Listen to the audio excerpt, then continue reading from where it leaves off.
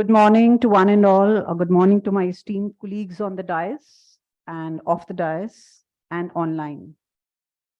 Most of our visiting faculty who are external have joined online. We have 198 external visiting faculty, and I'm expecting that within next 10 minutes, everyone will join. 100 have already joined. And we have our RTAs, that is we call research teaching assistants for this particular role of visiting faculty who are sitting in front of me, because we were expecting them to be coming here for face-to-face session, because there might be few things which after this session, I am going to talk to you for your convenience, because I'm finding out that generally you face few issues and you come to my office. So that session will be of one-to-one with me after this session for 10 minutes. So that is the reason we requested you to come and join face-to-face session. With permission of Dean Academics and my colleague, Dr. Bansal, I would like to start this session after this welcome address. There is a little change in the schedule. Our Honorable Vice Chancellor, Dr. Balwinder Shukla, is on official duty for university, all Vice Chancellor meet in Meghalaya.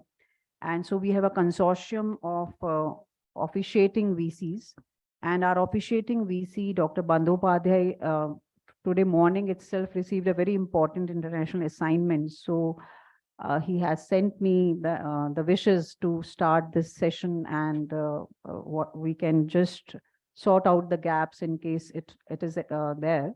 And he is online looking at us actually, that in case he wants any input on his way, he can do that. So I'm going to start the session with Dr. Sonavane, that is Dean Academics. And after Dean Academics session, so there's a little change. What I'm going to just share here is that after Dean Academics session, that is about effective teaching, learning, blended mode of teaching, learning, course learning outcome, session plans as per your master session plans, the course delivery, the teaching pedagogies, attendance policy and credit hour policy, which is being covered by Dean Academics soon. Followed by that, there was session of e-content to be taken by me, which I'm shifting to the last slot where I am with you for that complete hour. So I'm going to shift that e-content. It will be in the sequence also. Because now I'm preponing this session, Dr. Pradeep Joshi ji and Dr. Amit Hajela ji will be joining you after this session of Dean Academics. And they're going to talk about the teaching, learning and quality of studio-based classes. Studio-based courses, there are institutions where you as visiting faculty are conducting the studio classes. So there might be some queries from your side, but there might be few guidance on mentoring from those both of those domain head and dean. And Group Additional Pro VC Pradeep Joshi ji is going to talk to you about whatever gaps if he's finding in any of the studio classes. Followed by that, we have our Dean FMS and Director ABS, Dr. Sanjeev Bansal ji here. He is the chairman for examination committee. And so he's going to talk about the internal assessment that you're doing for your respective courses, the paper setting for the end semester examination and answer sheet evaluation processes. And after that, I'm with you. That is Dean Student Support and Academic Affairs, Dr. Alpana Kakkar. And I'm going to talk about starting from your selection process till your billing process. So I will be sharing the complete process, and then there will be a question answer session, because there are many things which when you come to my office and speak to the main team, that is behind the scene, Sunil Khurana and Dipankar Chakravarti, they are attending you on daily basis for whatever queries you have. We are going to sort out those queries in this session. After my session, there will be a question and answer session. And that is the schedule, a bit of change in the schedule, just preponing, nothing cancellation. So I would request now Dean Academics, Dr. Santosh Shriram Sonavane to join. Just give me a few seconds to introduce you. Dr. Sonavane had completed PhD Electronic Engineering from IIT Dhanbad in 2009. He is having 25 years of experience in educational field and served for 15 years as VC, Pro VC, Dean, Director in many well-known organizations such as DY Patil Technical Campus, Pune, and Symbiosis Skills and Professional University, Pune, Vijay Bhumi University, Mumbai. Currently, he is working as Dean Academics at MIT University, Noida, MIT University, Uttar Pradesh, in fact. He was also first Vice Chancellor of Ajinkya D.Y. Patil University, Pune. His area of expertise is wireless sensor networks, IoT, and mechatronics engineering. He has a successful academia record and published 3 books at international level. He had more than 104 international national publications in his name. 5 students have completed their PhD under his guidance from Pune University and Satyabhama University, Chennai. He is also the reviewer of many international journals, including many reputed names. I would request Dr. Sonavane to please join the dais.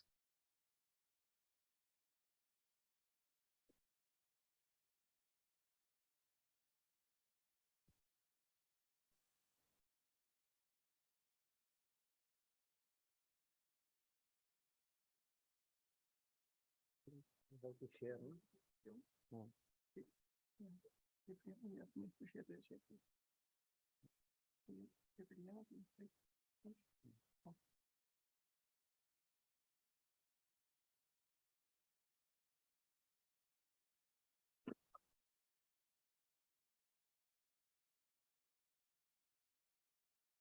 So very good morning to all the visiting faculties joining online and RTS, those who are present here physically.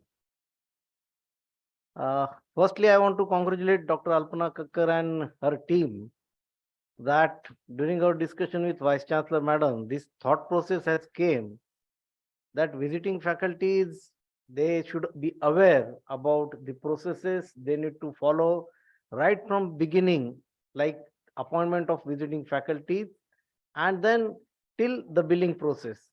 And that's why this initiative has came, where it is decided that there will be such workshops at the start of even as well as odd semester, just to make you aware about the different types of processes visiting faculty should be following, so that your payments can be streamlined monthly basis. So every month, all visiting faculty should able to complete their task and should able to get their remuneration against their teaching regularly. This is the basic purpose.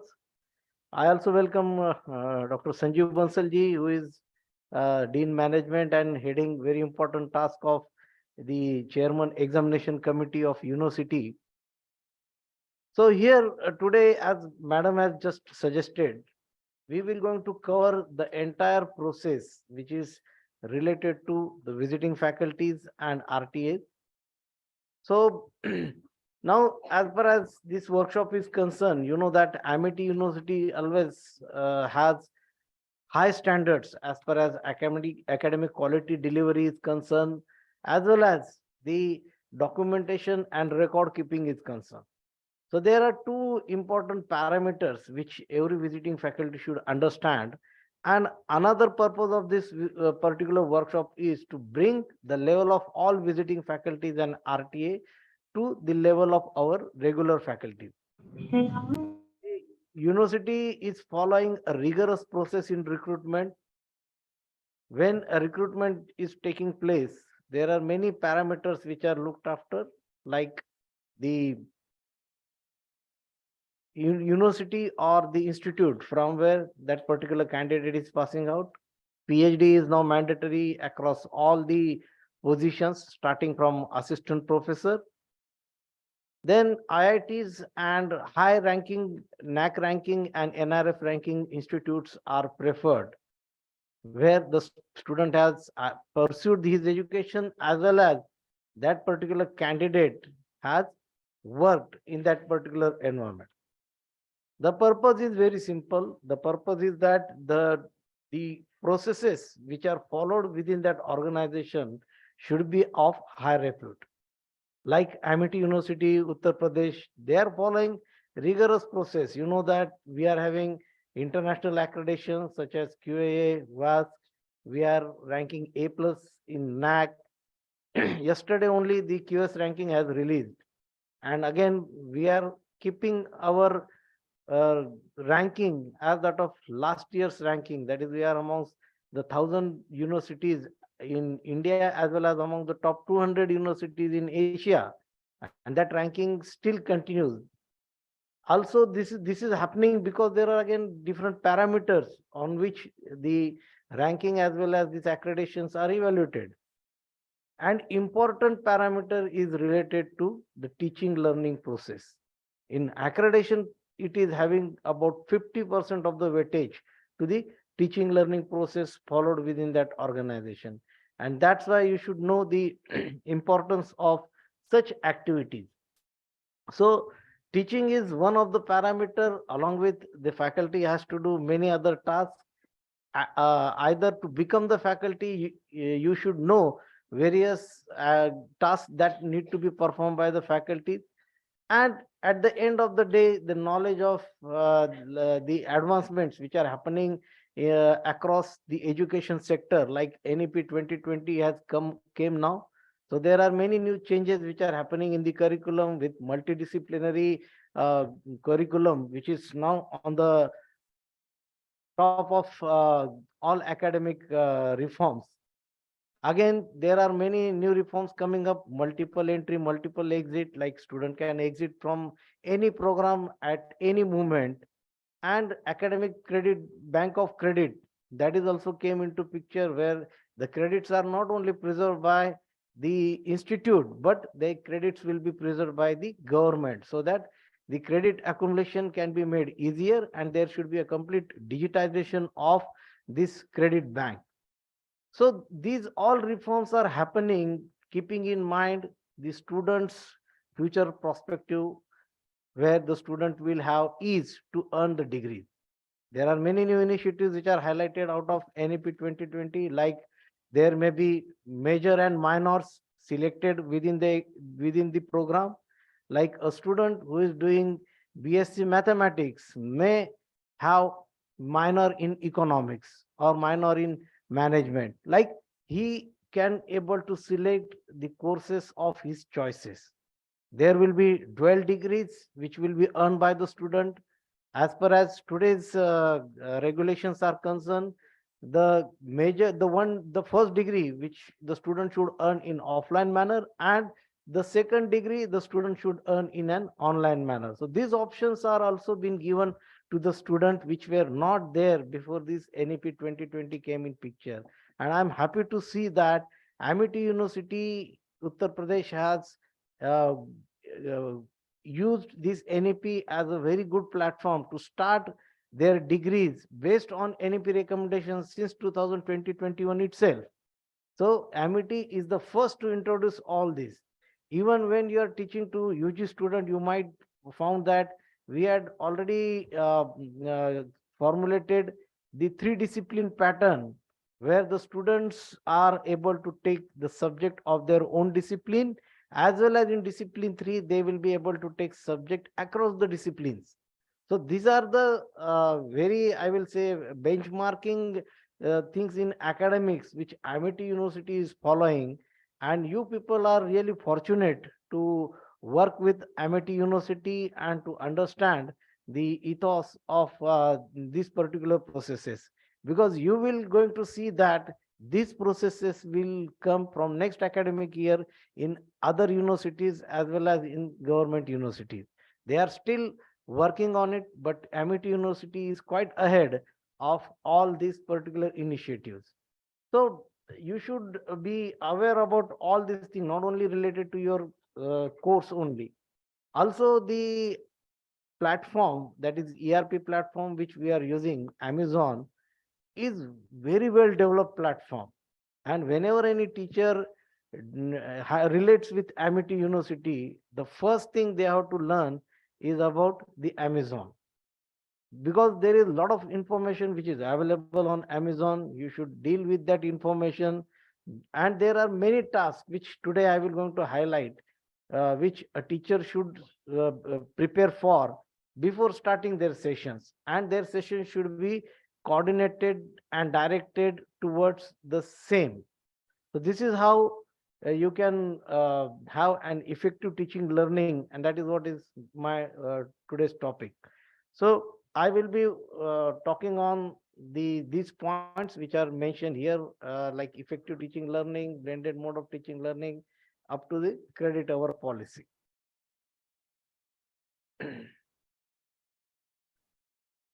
So when we are saying effective teaching learning, there are two terms I am using: teaching as well as learning.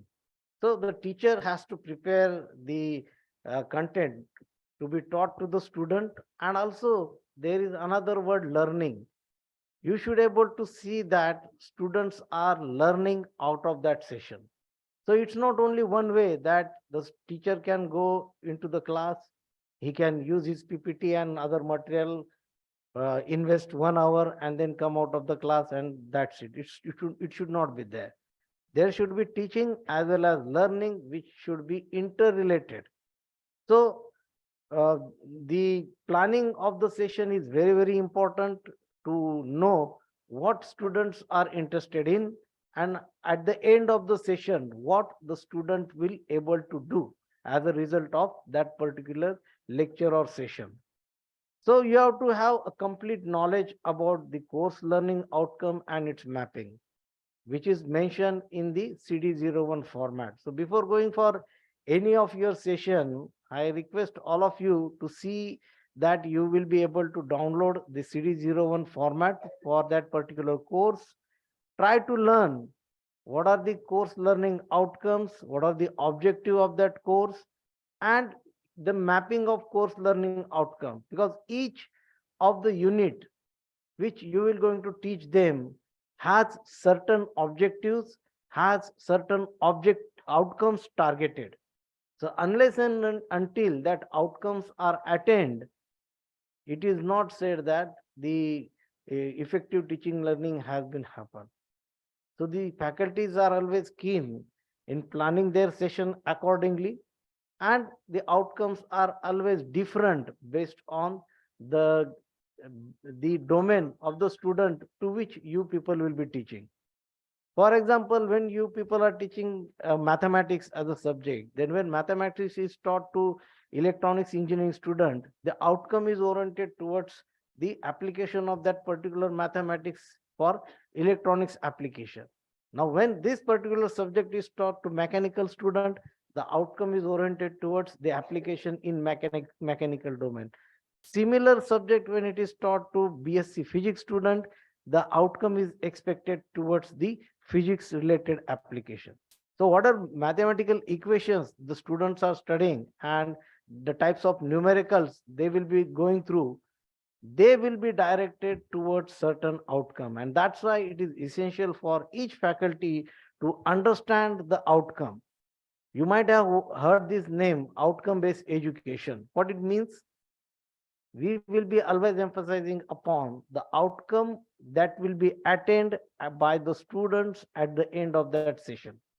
And that's why the learning outcomes and its mapping will guide you to plan your session accordingly, how much percentage weightage that particular unit is having, how many number of sessions you have to give to unit number 1, unit number 2. You can plan through this CD01 format, and you can decide what type of content you have to deliver. So this planning, I will say this is a pre-planning before start of your first session. This is an essential activity. So you have to visit the syllabus and master session plan along with the course learning outcome. A master session plan is nothing but again a guideline to you, like when the course is for certain credits, how many number of sessions you have to conduct against that particular credit. We are having a policy, like if it is a 3 credit course, you have to have at least 3 credit into 15 hours per 15 weeks. So 45 plus 3 sessions to be conducted across that particular subject course. So this is what is our policy, and you need to understand all these things before planning for your session. Continuing with effective teaching and learning, another important parameter is that you have to interact with the regular faculties also. Like, you should understand how the recording of your classes is being done, how the attendance policy is there. Like you know that the attendance is open on Amazon only for 24 hours. You will not able to upload the attendance after that. So these type of small thing you can able to understand if you are dealing with the faculties. Also, you should also see that how that particular faculties are planning their sessions, what type of acting learning techniques that faculties are using during their sessions. Why I'm telling this you to you, because these all things are related with their promotion. So at the end of the year, when they will be submitting their PBAS or the promotion form, these all things are mentioned in that, and this will be cross-checked through LMS again. Like you are also given an uh, link to upload the e-content on Amazon. So this e-content is thoroughly reviewed by uh, Dr. Alpana Kakkar's office as well as the student. So it is an academic matter which is delivered through our office, and then only your payment will be released. All this process Dr. Alpana Kakkar will going to tell you in detail. The point I want to state that whatever you want activity you are doing, do it once. Don't repeat that activity. If you are doing once the digital content or e-content uploading, upload with proper content, upload with the content which will be useful to the student, which will be approved by the concerned HOI and the academic office. This is what I want to say out of this. Then you have to have use of technological aids such as multimedia presentations and many other types I will tell you. So these things you can understand by having a dialogue with concerned faculty. Now to make these sessions interesting, you can have many teaching pedagogies to be followed during your session. Like there are different types of pedagogies, direct instruction, where faculty can use the one-to-one lecture, then they can use slide presentation, they can have explicit teaching material to be delivered, drill and practice, demonstrations of various activities. Then you can have guided and shared content also, like you can ask student to read something, you can have some listening sessions, viewing thinking, guest lecture, multimedia presentation. These are all comes under the pedagogy of direct instruction. The second pedagogy is interactive instruction. The meaning itself suggests that the activities which will be interact having a direct interaction with student, like involvement of student with some question answer session or some discussion type of sessions, this activity will come under this interactive instruction. So here student can learn from the peers and teachers to develop their social skills and abilities. So to organize their thoughts and to develop rational arguments. So they will be able to argue on that particular topic by getting some knowledge through faculties, also getting some social skills to be developed. Like you know that today's student, they are habitual of going through e-content. They will just open the laptop and they will see how the delivery is happening.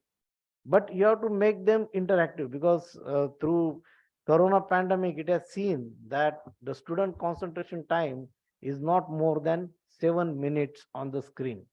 Even if you are delivering any content through PPT, you will find that after 6 7 minutes students will get distracted and he will try to see somewhere else to just have another type of thought in their mindset. So it is very important that in a class to have concentration of students throughout the that session, and that can be brought by following different types of pedagogies in your class. So here the faculty can use debates, role playing, then panel discussion, brainstorming activities, peer partner learning, peer assessment, discussions, laboratory groups, labs, think, pair, share type of techniques, cooperative learning, problem solving, then tutorials, interviewing techniques, conferencing, team-based learning, seminars, all such activities the faculty can target so that the students' interest within the session can be continued. So this is called as interactive instruction. There are indirect instruction also, in which the faculty can use problem solving, case studies. You can ask them to read out of certain materials, then reflective discussion, writing, concept formation, concept mapping, tutorials. All these pedagogies can also be brought into your session plan, because in your session plan you have to mention how you will going to conduct that particular session, what type of pedagogies you will going to follow. That that's why I am explaining you the different types of teaching pedagogy. Then independent study, which is an important parameter nowadays, because in the COVID time, faculties were giving many e-content to the student. They were giving links for many of the resources, out of which student can download by their own, and they were able to study. On the similar line, nowadays the same thing is happening. No student is interested to go and have access to the physical books. They are more interested in e-books to download on their laptop and just to have study through that particular e-content only. And that is why the faculty can use many techniques, like they can give essays as an assignment to the student. They can have computer aided instructions to be delivered to the student, journal. uh, then they can have research projects, assigned questions, learning centers, and much more things. The next important pedagogy is about blended learning, which is an important pedagogy. So where student may be using different tools, like they blended learning means you will have a combination of classroom teaching as well as online learning to be clubbed together. And this blended platform, now the students are more interested. Okay, so they will not be going to listen if the PPT sessions are delivered through PPT or chalk and blackboard, use of chalk and blackboard during the session. So blended is an important version. Now you can see in blended, you can have the visual and spatial tools to enhance the core concept of understanding. You can have the advantage, like the abstracts can turn into concrete experience, and you can have natural collaboration with the students. Also, digital learning will be an important parameter where students will find their own personal space and time to learn that particular content, not necessary to have the digital content to be learned in the classroom hours. Also, they can get a personalized learning experience. So, the blended mode of learning proves to be very important activity, where it will increase inclusion of the student, increase learning outcomes, which is the major important aspect of my session, and increase student insights also. And that's why this blended learning, which can be delivered in various ways, like you can have face-to-face training, virtual classrooms, you can use webinars, various links, simulations, assessment, one-on-one coaching. All these aspects you can use as a part of blended learning. So there are many advantages and disadvantages of this blended learning, but yes, the advantages are more. And the evolution of e-content or digital content has proved that blended learning is more advantageous to the current era students. So when we are talking about learning outcome, now the after going for effective teaching learning, now we have to have the learning outcomes which are to be measurable. Okay, so how the students are encouraged to learn, to think, and then think to learn. So this can be done with various ways, like we are having assessment technique like formative assessment, summative assessment. You can have active reading and online quiz. You can have many other like self-assessment techniques, as well as exams or lectures. These are all assessment techniques by which you can able to understand how effectively you have delivered your sessions and what is the learning outcome of that particular sessions. Okay, so these are all the different techniques. So a learning outcome should be measurable, observable, and specific statement that clearly indicate what a student should know and be able to do as a result of that particular learning session. This is nothing but a learning outcome which is measured for each session. So whenever we are uh, having any of the semester, at the end of the semester, we will be having the outcome assessment activity, which is again you can visualize on Amazon, where these learning outcomes are measured. Everybody knows about Bloom's taxonomy, so I will not give much more on that. So your session should be able to deliver out of this Bloom's taxonomy indicators, like remembering, understanding, applying the thoughts, analyzing, evaluating, and more creating type of sessions. So these uh, levels are at the higher side when you will be teaching the student to create something out of that particular activity.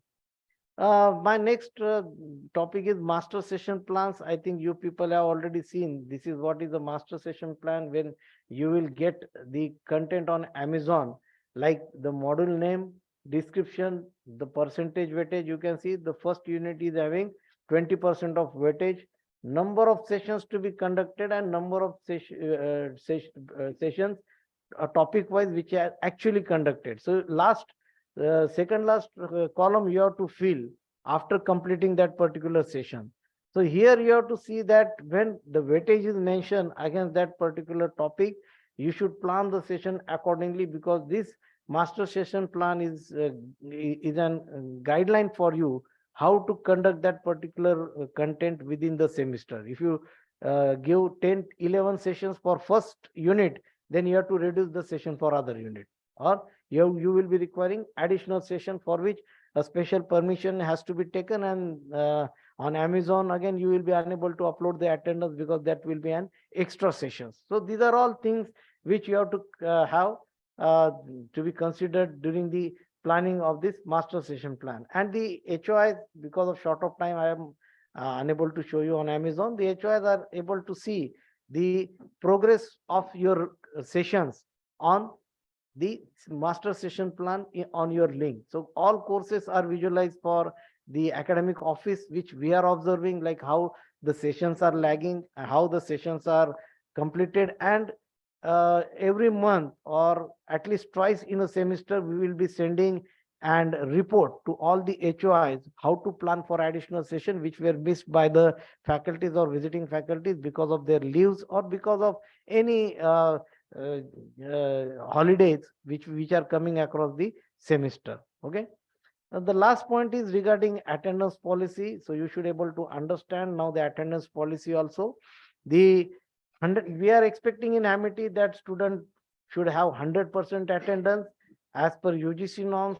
25% relaxation is allowed, but that is allowed for certain purpose, and that's why whatever may be the reason, if student will have less than 75% attendance, he will not be permitted to appear for end term examination.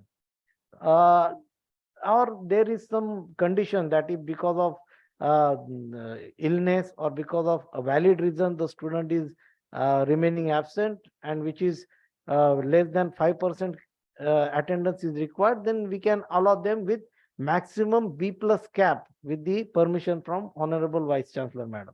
So whatever score he may have, he will have maximum B plus grade to be obtained for that particular course. So this is the attendance policy which we are maintaining. And you can see the percentage, we are giving them some advantage also if they have keep attendance more than 75%. Like if they have 100%, more than 95% attendance, they will get 5 additional marks. Up to 90 to 95, they will get 4. 85% to 90, they will get 3. 80 to 85, 2. 75 to 81. So students are getting advantage also because of attendance, and the advantage of this particular policy is that the students are coming regularly to the sessions. No need to force the student to come and attend your sessions. So that is the advantages which teachers are also getting, and the students are also getting ultimate advantage by keeping their attendance at a higher side. Again, Amity University have the credit hour policy, which is again specifically mentioned, so I will not take more time. The semester is actually planned for minimum 16 weeks. So each semester, before start of every semester, 2 months earlier, the academic office is disclosing block academic calendar, which is giving you complete idea how the activities will be aligned along with examination, along with the start of the semester, end of the semester, SAP activity, 3C activity, everything is mentioned along with convocation also. So these all activities are mentioned in block academic calendar, which is released earlier to the commencement of that semester. And this year we will be sending SAP activity calendar, block academic calendar, as well as NTCC calendar of the entire year in next month itself, so that everybody will be knowing what type of activities are there in which month, and students will not miss out anything out of that particular activity. There are different components for the credit distribution. You know that every course is having LTP and SW components. L for lecture, T for tutorial, P for practical, and SW for self work or field work. So here, when 1 credit of lecture or tutorial is given, it means that there is a 15 minutes of direct teaching or tutorial, that is for every week for 1 credit. So there will be 16 weeks which are allocated to you. So 13 hours of engagement is at least expected in 16 weeks. So this is the meaning of conducting 1 credit for lecture or tutorial. Now, if it is 3 credit course, just multiply this with 3, you will get the number of sessions which will be coming for 3 credits, 4 credits likewise.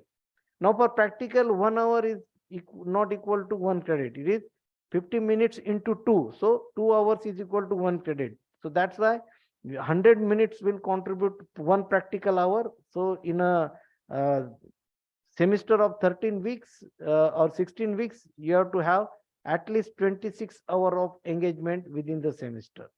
Okay. So likewise, 1 credit of field project or field work, it is calculated as 3 into 50 minutes for engineering and technology as well as science, and minimum 40 hours of engagement for science and engineering, and other program falls under NTCC. Likewise, 1 credit of humanities will be, which is again an field work based activity. It is 4 into 50 minutes of project or field work. So it constitutes about 54 hours of engagement in a semester. Okay, so this is how the credit is policy is there. For more clarity, you can go through all the policy and guidelines of Amity University, and most importantly, you can refer to student handbook, where you will get more content and more information about the academics. So I hope you have understood a complete uh, details of the academic activities followed in Amity University. If any question answer, we will take it later, not an issue. Thank you. Thank you very much.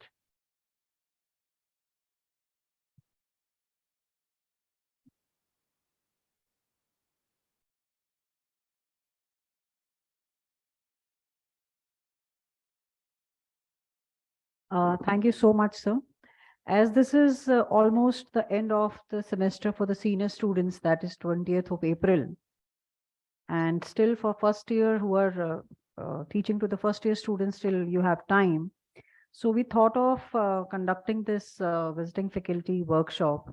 There were two important reasons which already are shared by Dean Academics, but I will repeat that all this, I think the discussion that is being done, the delivery of this lecture might have sorted out those gaps in your teaching pedagogies or policies about attendance and, you know, policies about the credits. Because some of you, when meet us, you are not clear with what is the meaning of LTP, or what is, if it is L is 1, if what if L is 2. So I think all these sessions that we have planned today, it's a very, quick kind of thing that we are going to do, because this particular session can be conducted for many hours. So I was requesting Dean Academics sir by sending the slips that please wind up, because this is a topic which can take hours and hours for discussions and understanding. And there might be some question answers which we'll be taking at the end. So now for the next session, I would be requesting Dr. Pradeep Joshi ji, and let me just introduce him to you, because you just heard about the teaching pedagogies. And it is very important for those visiting faculty who are taking studio courses. So teaching pedagogies for that particular, set of the group of VF, we have requested Dr. Joshi and Dr. Hajela to help us for this session. So Dr. Pradeep Joshi is having multidisciplinary professional background with qualification in management, technology, and fashion from leading educational institutes, including IIT Delhi, FIT New York. He has more than 30 years of working experience after post-graduation.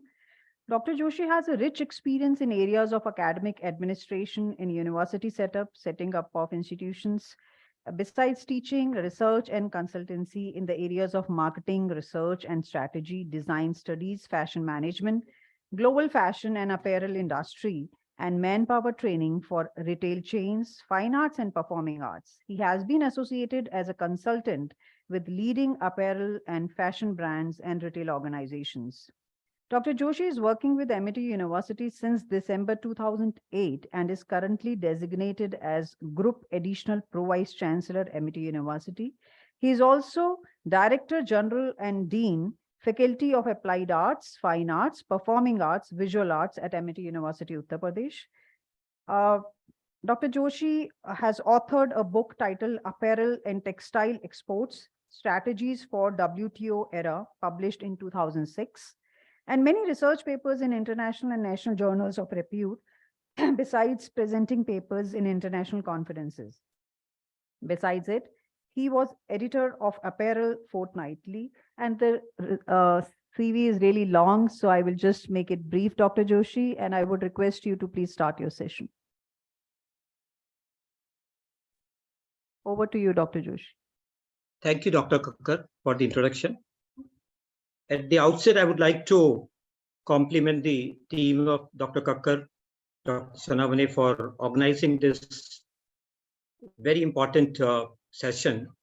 As I understand, every year and at least twice a year, there are the orientation programs happening for the regular faculties, but it's very good initiative to have an interaction with the visiting faculty members.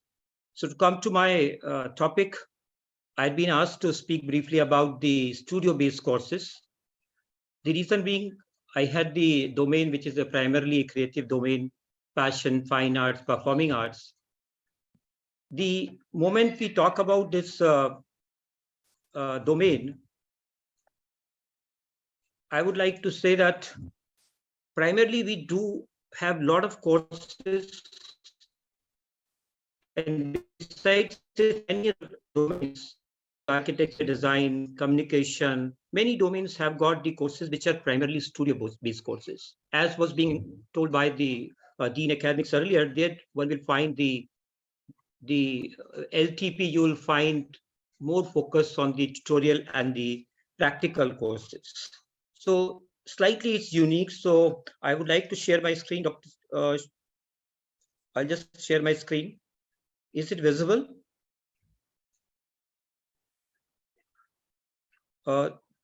Is my screen visible?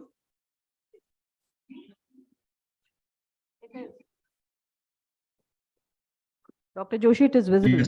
Yes, okay. Yeah. When we say that these courses primarily are studio-based, at least what I feel that these are the courses which provides the experiential learning, and the students learn while doing it in the classrooms. And there is a, as I mentioned, there is a more component depending upon the specific courses. Faculties will find same faculty, visiting faculty is coming to teach theory courses, and the studio-based courses may find that the bifurcation in terms of the LTP may vary from the theory course and the practical courses. And these are the courses which have got very comprehensive pedagogical approach. Here, the role of the faculty is very different, which I wanted to specify when I'm interacting with the visiting faculties. That we have got number of hours, maybe in a succession 2 hours, 3 hours, or a 4-hour session for a studio-based course. The objective is that the students are going to learn while they are working on an idea or the concept. Now it means faculty need to encourage the experimentation, and that is something very unique, because once I am explaining in the beginning the objective of the course and the output which I am expecting, then actually the approach is going to be more of the mentor and to work with the individual students or the student groups exactly. That is the difference while we see it and compare and contrast with the theory courses. Here one may specify in the beginning why we are doing this course, what is expected, and what is going to be deliverable. And we say that in design, when we talk about today, we talk about providing a solution. It's not only the creativity, but it's actually the providing the solution, may it be in the any field, may it be in the textile, may it be in the fine art, may it be in the furniture design, may it be in the communication design. Actually, we say that actually one is working upon the ideas, not just sake of for the creativity, but to provide a solution to customers or the end users. That's why we keep on seeing that a lot of innovations are happening. It means, having said that, I'm not taking a theory class, but having said that, it means the faculties have an important role to actually get involved with the concepts of each and every student and each and every group. So that's why it is a big challenge, because I may be teaching a theory course also. So the approach in the theory may be very structured, which I have to take it up because I have got the modules well defined. But in practical, once I have said that we are going to, suppose I'm just taking an example, if we have said that we are going to work for the new range of the garments for the spring summer 2024. Now, actually speaking, this is a brief, and output will be a range in the end. Now, whole semester, suppose if it is a 3-credit course with say 0, 1, 4, for example, so it means there are 5 hours every week. It means students need to work on the design process. Everyone, like each brand or each store has got different range, so expectation is different from each and every individual. It means faculty has got a multifaceted role that need to work in the shoes of everybody and work with all of them and see that their progress is continuous and they are actually leading towards the final end goal which is there. Now here, I'm not reading it out, but just say start from project brief. In most of the cases, we have got tutorial, you got one-to-one discussion, finalizing the concept, reviews and feedback. And the end is actually is display, exhibit, presentation of the work. That is an important point, because what we say is a continuous process, and we say that's learning not directly only from faculty, but the amongst the peers also. That is, students also learn while they are working in a group also. And as I already said, that LTP structures are different, which will be varying from course to course. Criteria of the assessment is also different in these courses. Students have got the more hours for work, and the final assessment of the course culminates with the conduct of, it depends whether it is ending with the viva, display, exhibit, or the practical examination also to assess the learning outcome in the end. Like, I'm just giving an example, like in our domain, it varies from domain to domain, but in our domain, when we say for the practical courses, end term examination is for 50, and the 50 are for the internal assessment. There the bifurcation is, one is having a project, then there is a practical based test, then there is a home assignment, and then there is a viva, and attendance marks are anyway there. Now when we say project or the test or the home assignments, those are the component. It means the faculty member who's offering that course in the beginning need to very clearly identify that how the person is going to assess and communicate it very well to the group of students. Even I'm just giving an example for the our domain. While the end term exam is happening for 50 marks, Then too, there are the well laid down criteria that as that given example that everybody is working towards coming out to the range in one case, then it means there's a bifurcation that one is working on the concept, then there's a development, design development, innovation, then how the person is applying his skill, and then finally how the executing. So even in the end, the marks, when they are 50 marks, they are not in lump sum or in one go. It means there is a very clear cut bifurcation which we have done, that these are the components which need to be seen while one is assessing or the evaluating for the final assessment. So the criteria are well laid down for these studio-based or practical courses domain-wise. Now, if I come that what is actually expected from the faculty, couple of points I had just mentioned, to clearly define objective of the course and the project. The list of experiments should be clearly defined. Key areas of assessment and the expected level of performance should be clearly marked by the concerned faculty. Students should be given enough choice because it is more working on their own. So options should be given.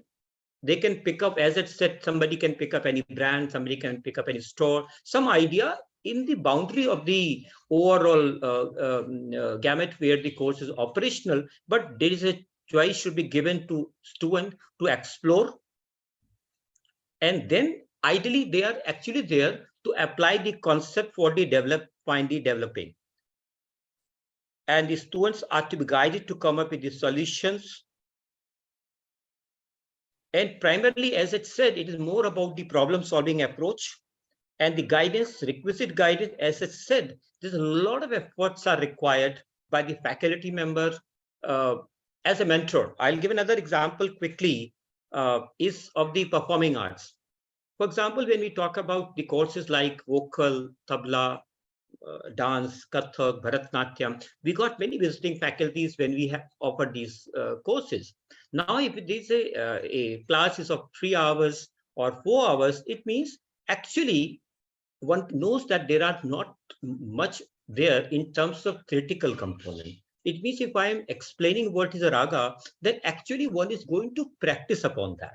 It means one thing is very important, which I was reading when the earlier colleague Dean was mentioning about the retention, that you find even in any course, there's a time limit after which these students lose the direct interest.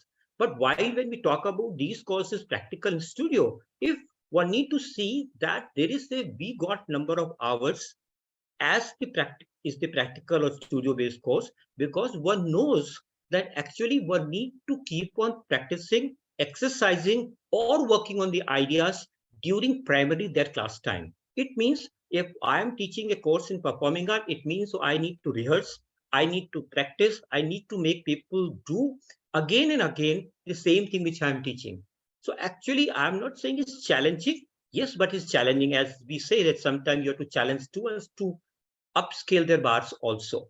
So the key thing is here, which I would like to say for the faculty members, the colleagues who are coming as the visiting faculty member, to very clearly explain the output. When I teach a practical course myself, I always tell in the beginning that this is a course, this is the outline, this is the LTP, and what are we going to do? If we are going to do one project, one assignment, one test, one is explaining that we are starting from here. And I always say, what is your output? In one class, I said, what is the output? In the end, you have to produce a garment. And whole semester is going to see the design process. It means there are the well laid down steps which are there, which have been specified to in the beginning classes. Then couple of classes take place where the students are coming out brainstorming, and one is coming out and finalizing their ideas. Then they move towards the finally execution. So all these steps are important, right from explaining to the brief to the student to working with them on the concept developed and the finally execution. So this is something which I wanted to say. If there is any question, I will be happy to answer. But I know that all the visiting faculties who are associated with the amity are being given brief by the respective faculty coordinators also to how to take it further. But yes, one need to know what is the peculiarity and why these are called as studio courses. What is the difference in terms of the pedagogy and in terms of the output, and in the end, what is going to be the learning outcome of these courses. With this, I would like to end. Thank you very much. So this session is particular session for studio is continued because Dr. Amit Hajela's input are yet left. Thank you, Dr. Joshi. This is Dr. Amit Hajela, Director and Domain Head, MIT School of Architecture and Planning and School of Design, is an architect and urban designer involved in professional practice, academics, and research since last 32 years.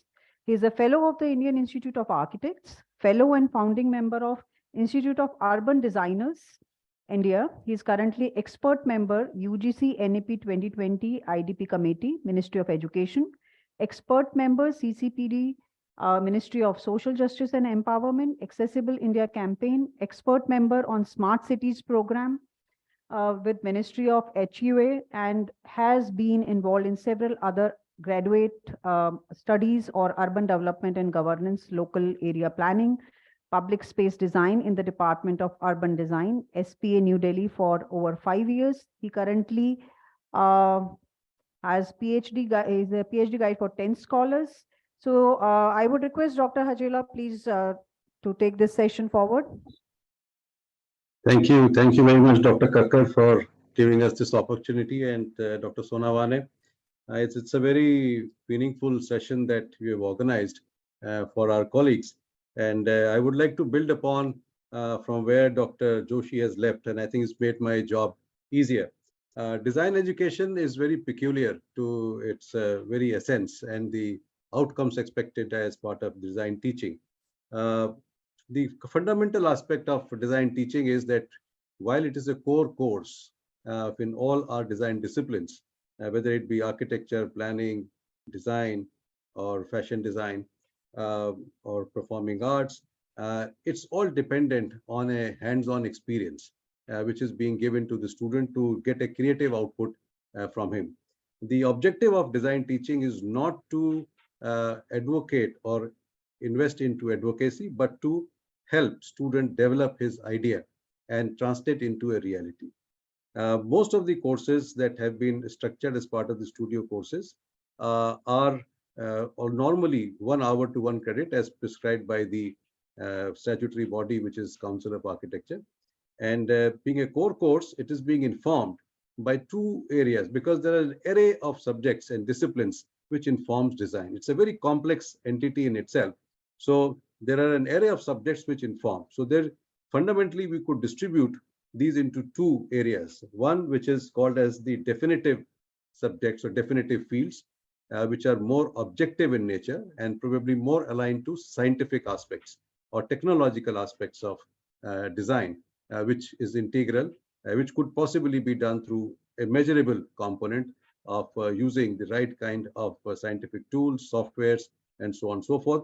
And the other one is the interpretive fields. Interpretive fields are more subjective in nature, and those interpretive fields where you have your own view, you have your own perception, you might have your own set of experiences or experiential aspects of any subject, which probably would also inform.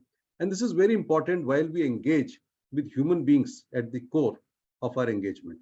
At all levels of design education, human being or human-centric environment or human-centric built environment is a sense of design teaching.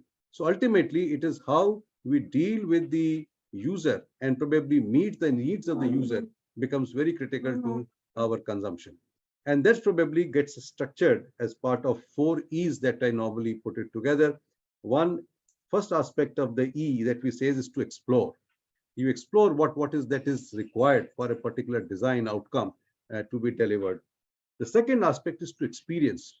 I mean, any designer would have his own experiences connected to the kind of problem which has been given to him. And then he would evaluate both his experiences and what he has explored and translating into an experimentation. Now, what is critical here as part of the studio teaching is that you have to look into multiple dimensions and aspects of design integration. It is not limited to one particular solution, and there's no one size fit all kind of solution. So you need to explore multiple alternatives. And this is what is very critical to the design studios and design education, that most interactive crit sessions are aligned towards evaluation of those multiple options that are available to make a holistic outcome in terms of the design contribution, which probably serves and meets the need of the user at large. So here user is very critical, and the current concepts that are being deployed is the kind of understanding that one has is by virtue of the critical thinking, but now it's slowly shifting into a new dimension, a new area, which we call it as design thinking. And design thinking has become the global buzzword across the globe, where most of the Fortune 500 companies have been investing in design thinking as a approach which started in 2008 in the Stanford University, and now is being pursued by very many universities across the globe. And probably this is something which is absolutely aligned to the user needs and specific aspects of user needs. And here we follow a very specific process of engagement with the user, and we document those aspects, which is basically empathizing with the needs of the user. So the most important attribute for any good designer is to be empathetic to the needs of the user. And ultimately, we design for people. So therefore, if we understand the needs of the people well, we will be able to deliver to the requirement holistically. Now, what is important in design studio and design teaching, again, as a part of the studio, is that you don't give a situation which Dr. Joshi also mentioned, which is that you mentor a student, you don't tutor him. And in that process, you help him evolve his idea and concept to translate into reality through these various iterations and combinations that are there. And to sum this up, I would rather say that it is more aligned to the process and not to the product. The critical part of design teaching and design education is to orient student to the right process of design as to how you get along with these processes of integration of multiple definitive and interpretive fields, which informs the design and ultimately meets the needs of the user at the end to come up with a comprehensive outcome which has got great value to an innovation as a part of the creative output. So from that point of view, design education and studio interactions are very, very lively. They make it very significant to the growth of the student at large. And probably it has to be oriented and directed by virtue of three different steps of its delivery. One starts with the pre-design stages, where you explore and you document things in terms of ground realities, which could be aligned to the typology of the work that is being carried forward, the kind of knowledge and information available in that area, and the documentation of the ground realities as part of the pre-design stages, followed by the design stages, which are all different 3-4 stages that could be available in a semester. Usually we end up having about 4 design stages, fortnightly structured, and followed by a very definite outcome as the part of delivery at each stage, which is part of the progression which is being structured. And for each structured stage, we need to develop a very specific set of rubrics. Now, these rubrics are very important as part of the continuous evaluation process as to how the merit of the delivery that is expected at each stage is being evaluated, and the students are being given the right kind of justice to the kind of work that they produce. And that rubrics probably is also makes the assessment process more objective. So rubrics are a very integral part of the design studio, and it's being structured or curated specifically to the requirement of the delivery at each stage.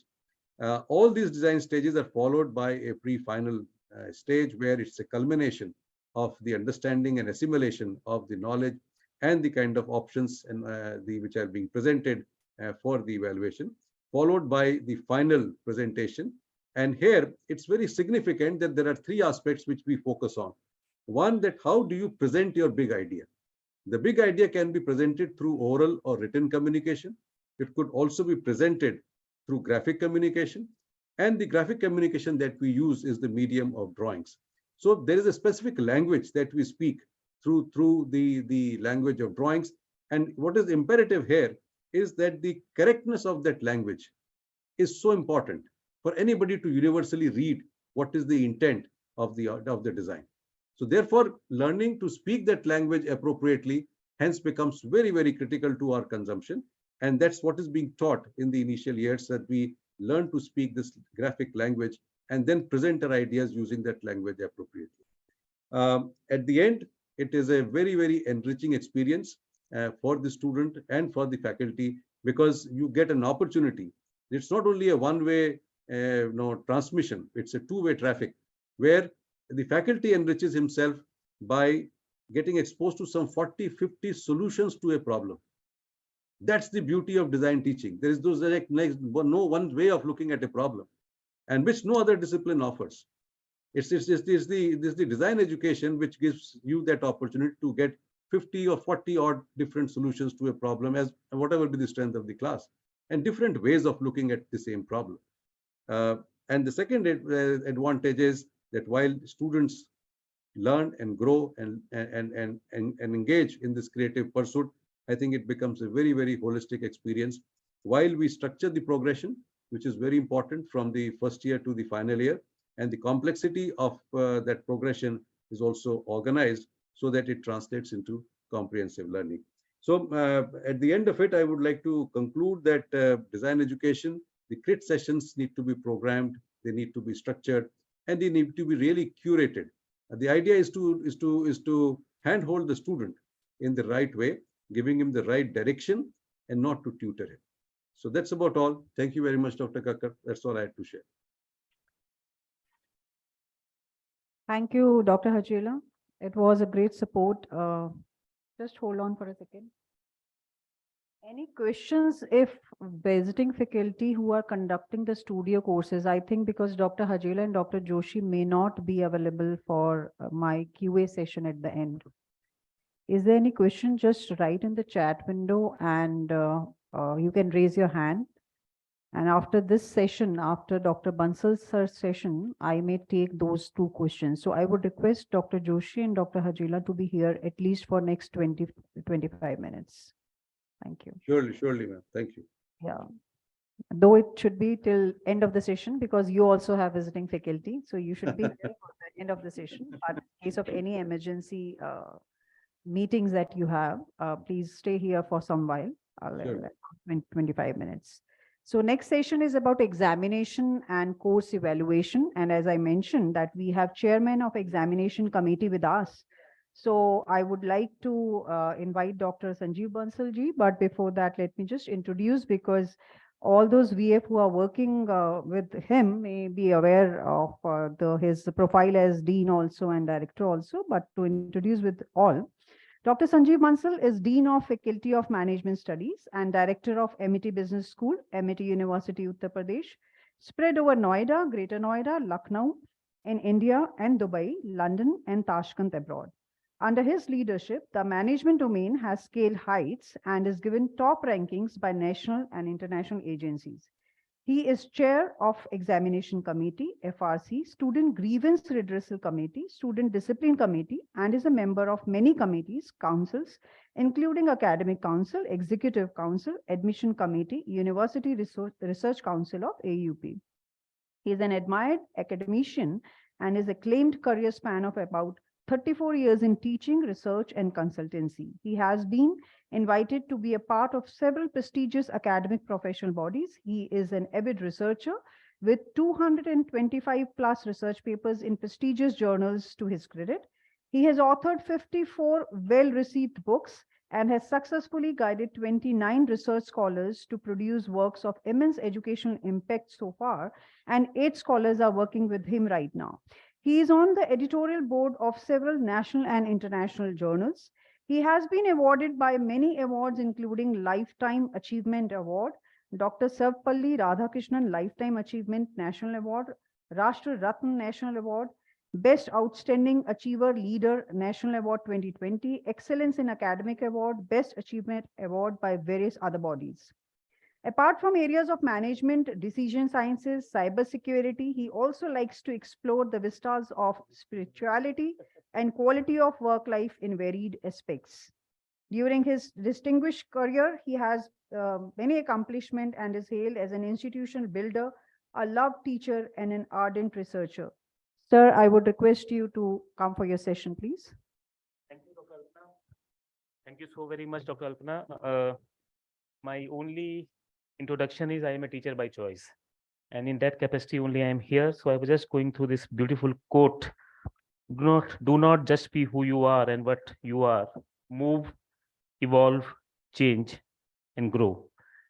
Uh, Many of you may be wondering why we are all here to bore you, to waste your time, to waste your Saturday. You are all so happy, and why we are all giving this these sessions to you, which many of you are well versed with.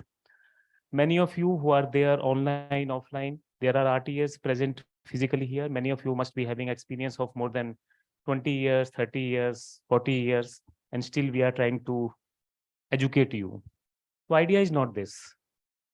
I started my journey as a teacher in 84 when I just joined my college. So after that, I decided I will not be taking any money from my home. So I started taking tuitions. So tuitions is also as a visiting faculty only. When you are doing home tuition, it's a visiting faculty charges. After that, I started visiting faculty in 89. So when I did my master's, I started my visiting faculty assignments, and times were different. After PhD, it became, after joining university, it became more this thing like when we used to utilize our intellect in various assignments commercially also. So visiting faculty was a very common, that's what a teacher can do. The only thing which we can do is teaching, and the other assignment which we can do in addition to our regular assignment is visiting assignments only. So that is what we used to do. And timings were different. This so-called Google was not there. I am speaking about 90s. So 95 after we had, otherwise we were working in DOS and other things only. So the teachers used to be the only source of knowledge, right? And teaching used to be in a different way. So we were following the Upanishads, we were following the older techniques, we were teaching one-to-one, we were teaching in visiting faculty, we were teaching to the classes, but there were no cross checks. And methodology was also the old methodology which we used to follow since ages. After 95 and especially in 2000, the things have changed now. Dr. Sonwane was speaking to you about blended learning and other teaching methodologies. This is something which is a newer form of methodology. See, teaching cannot be changed. Teaching cannot be changed. Teacher cannot be changed. If you are a teacher by choice, you will remain a teacher by choice, and nobody can educate you, believe you me. The only thing which I can be emphasizing today is like now to do it more better. Dr. Sonwane told you about the methodology which we have at MIT. We are having now, see, we are a top class university where we have certain things which number of universities are not doing. He was speaking about outcome based education, and you will be shocked to know that this is the mandate of UGC, that every university, every higher education institution in India should be having an outcome based model.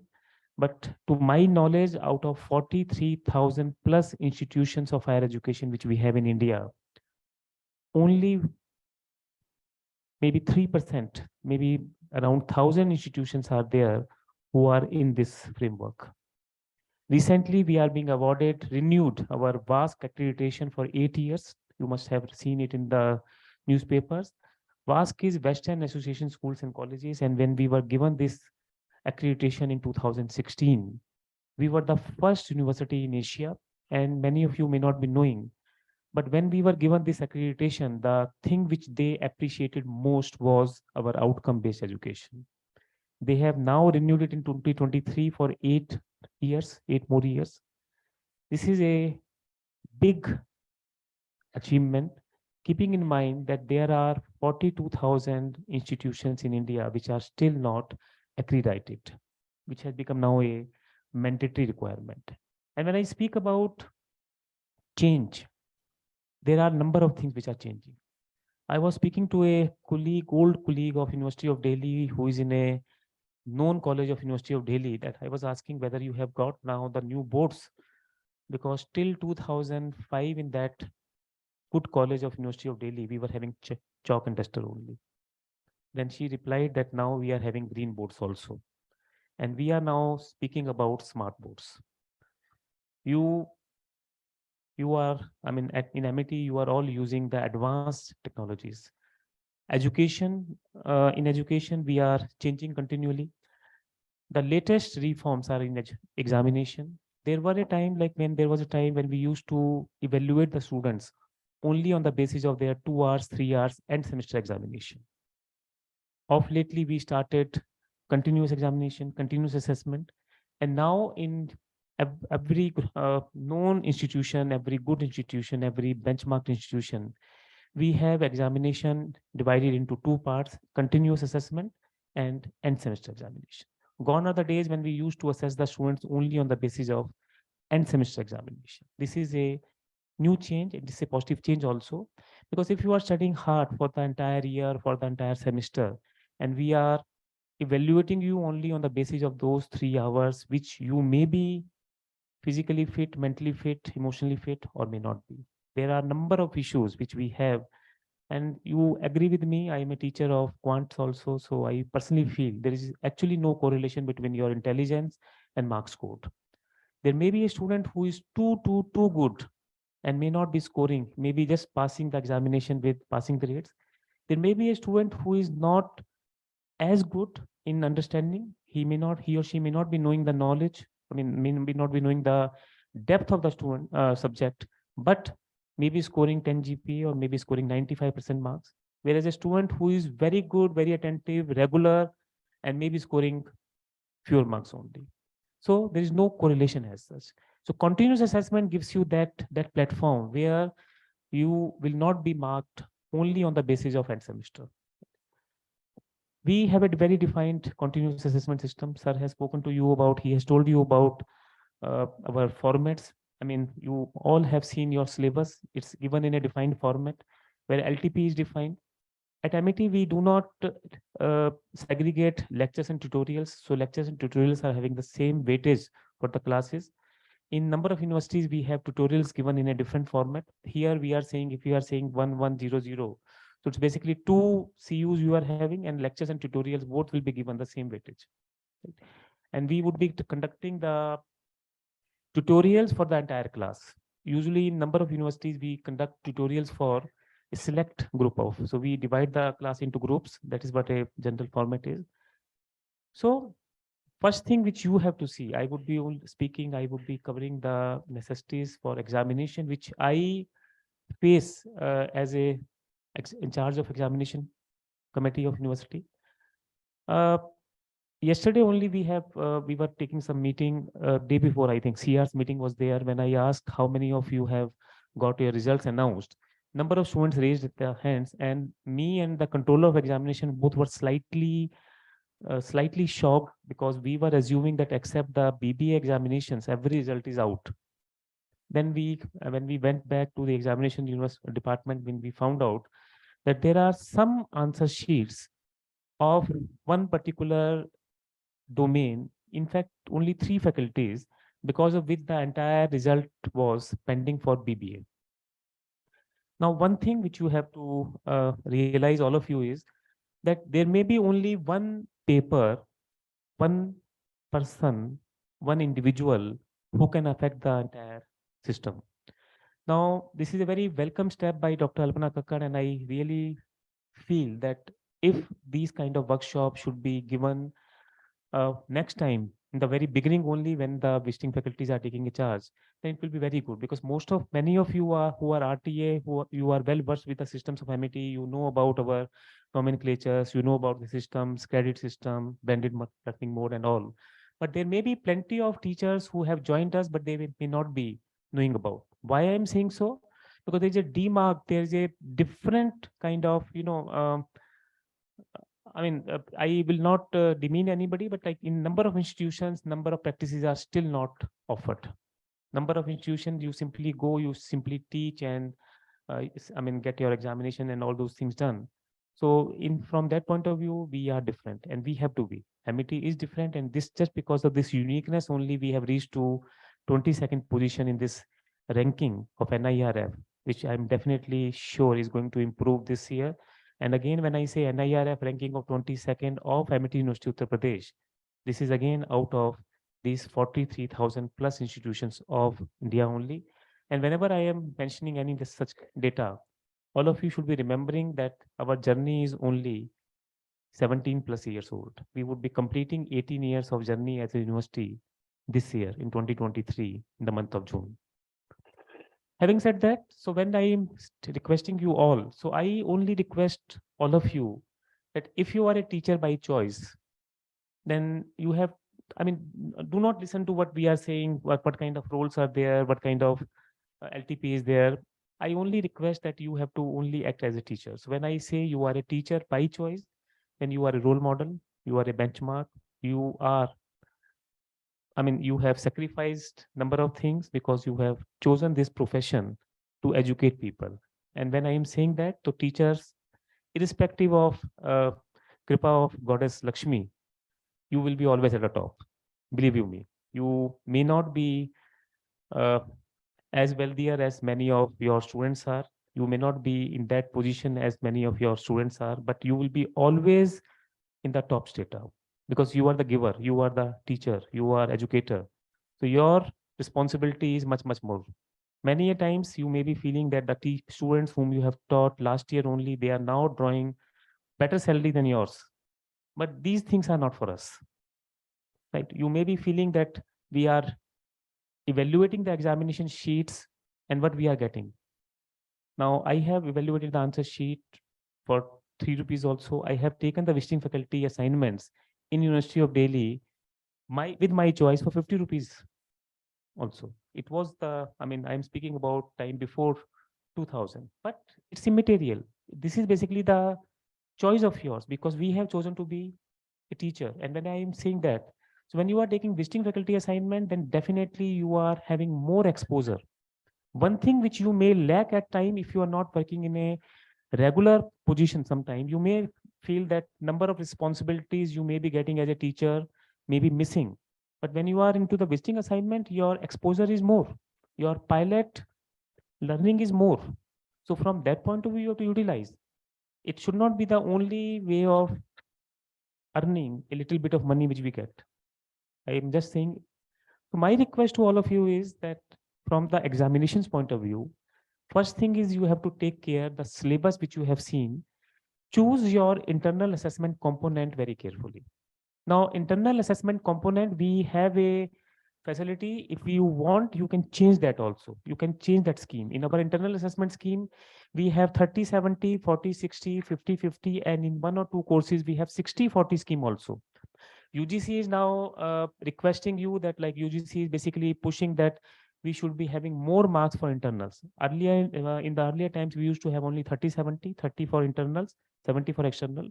Now we have changed our framework and we have changed our course curriculums in such a way that in number of courses we have increased the internal assessment ratio also. And one more request of mine is that whichever institution you are teaching, if you feel that course which you are teaching is something which is more worth for internal assessment or certain things should be changed, then we are all open for your suggestions also. So you can always route your request to the HOI that this is a course which I am teaching, but internal assessment is for these many marks. So I suggest this because every institution has a right to have their board of studies meeting. So where they can just put these suggestions given by you. I'm sure all the institution may be asking you, but in case if they are not, you can suggest those things. So first thing, whenever you are teaching something from the examination point of view, please see the course curriculum. In that curriculum, please see the internal external ratio, right? And choose your components if you are having that flexibility. If it is already been given to you, course, semester has started, it's been given to you to teach, you may not be having that flexibility, but please note down all the things which needs to be changed. Now, the internal component, there is a simple way. First is, you can just choose the simpler path. Now, when I say the simpler path, the problem with the simpler path is traffic is always more. When you choose the path of righteousness, traffic is always lesser, believe you me. So you would be in a better position. That path would be tougher, but so choose the internal components carefully.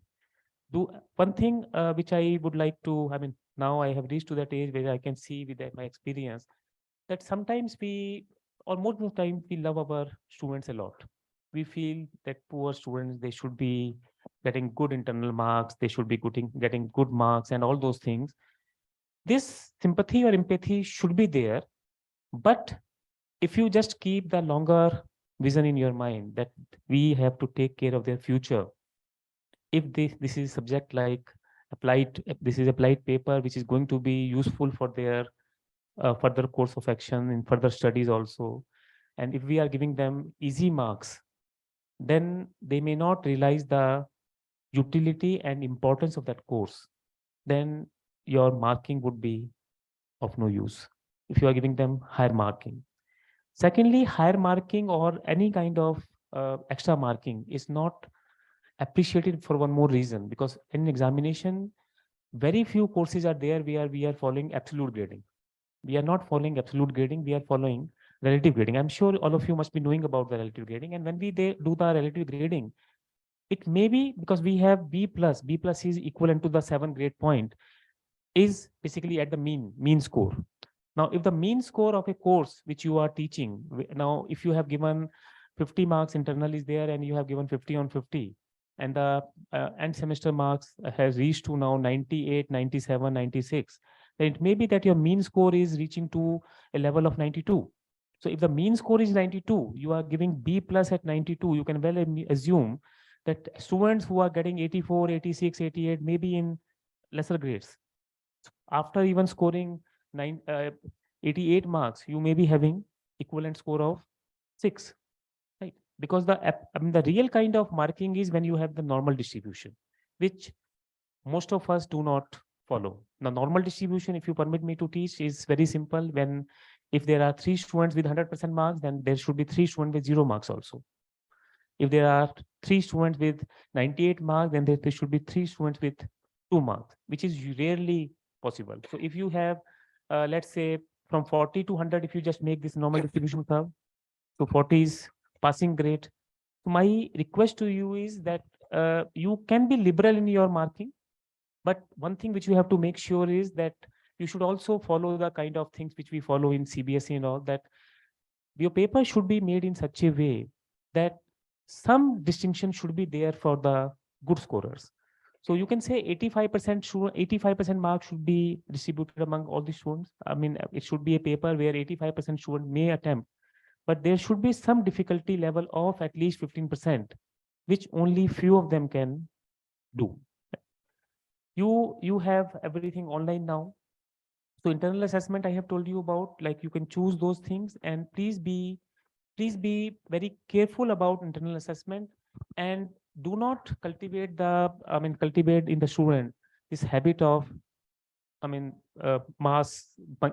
can say mass copying and all other things. So even if you are taking a class test, please tell them that everything is fine, whatsoever you ask, we are providing you. But when it comes to the test means test. So test should be conducted like a test only. In the engineering domain, in the science technology domain, we do the testings in minor and all. We basically conduct minors in those ways only. In number of domains, we are basically requesting the visiting faculties and all the faculties to conduct their class test and everything as per their convenience. But my request to all of you is all these internal components should be dealt with very carefully. And UG classes, I will not emphasize much, but in the PG course, definitely they should be struggling for marks. They should be knowing the value of, I appreciated one mail I received from one of the PhD scholars whom I teach. I am teaching PhD classes. These are the only classes now I can teach. So he wrote a mail to all the people who matter. He said, I am a PhD scholar of corporate category, and I am being asked to give the quantitative assignments by sir in handwriting, because I make it mandatory that all the assignments will be in handwriting only. and I try to give as many as questions after every module. So he said, I was not assuming that as a PhD scholar also I have to work so hard that I have to write the assignment. And why handwriting? Because you cannot CCP, cut, copy, paste. Then you have to, even you are copying, then you have to write. So this is my first request for assessment, right? Then when you have conducted your classes, the next thing is submission of marks. Though we have a very good defined system, but you all must be knowing that on the very last day we closes the attendance, and then within 3 days we have to receive the marks. So when I am saying we, I am now speaking as a examination department. So you have to give your marks. I mean, you have to upload your marks. You should be maintaining an Excel sheet continuously, and you should be maintaining those marks there. One more thing, examination is a wonderful parameter, but uh, it's questionable also number of times. So when you give the marks, any question can just come and just say, madam was not fair to me, teacher was not fair to me, I have given these assignments and I have given this thing, but I was not marked. So whatever you are marking should be with a proper record. So you should be having proper evidences. Now we are all human. Tuir is human. We can all make mistakes. No, not a problem. Somebody has given an assignment, maybe missed. So no ego. If somebody has missed, I mean, somebody has given and like ask you to correct the score, it's fine. So please take care of your mails also. Please, I mean, before submitting the final marks, please cross check that everyone has given the test, not given the test, or something like that. In the online system, there were so many problems because we were not able to focus properly. But now, like, since you will be having the answer sheets in hard copy, so you can always cross check and find out. But my request to you is, before submitting the marks, after the attendance is closed within those 3 days, please cross check every student. And one more request, which I feel many of you may feel slightly awkward also, is if you come to know about anything where we as teacher were at fault. For example, somebody has submitted the assignment and we missed it. I told you, like, it's possible. Instead of instead of defending it, instead of saying to the student that like now it cannot be done because everything is closed and all, my request to you is, please have that courage. Please walk to your HOI. Please say that this was something where there was a mistake. I accept, and these marks should be updated. So this is internal continuous assessment, right? Internal continuous assessment is done. Thereafter, you have to put your question papers. During that period only, we will be asking. Now we are asking you to upload your question papers. So question paper you have seen, everything is defined. We have module system. If you are having more standard deviation than the permitted, then your paper will not be accepted. So this paper system is very well defined. But my request to you is, if we are giving you that this paper should be uploaded before this time, then please do appreciate. You have to do it. Why it is so? One problem which we are having with visiting faculty is that since core faculty is a part of our department, so we all are well versed with their whereabouts, everything is known. But in the terms of visiting faculty, number of times we are not as communicating to you as we are doing with the regular faculties. Right. I mean, for RTS, this problem is not there because you are all part of our system. You are all with us, so we can always communicate to you.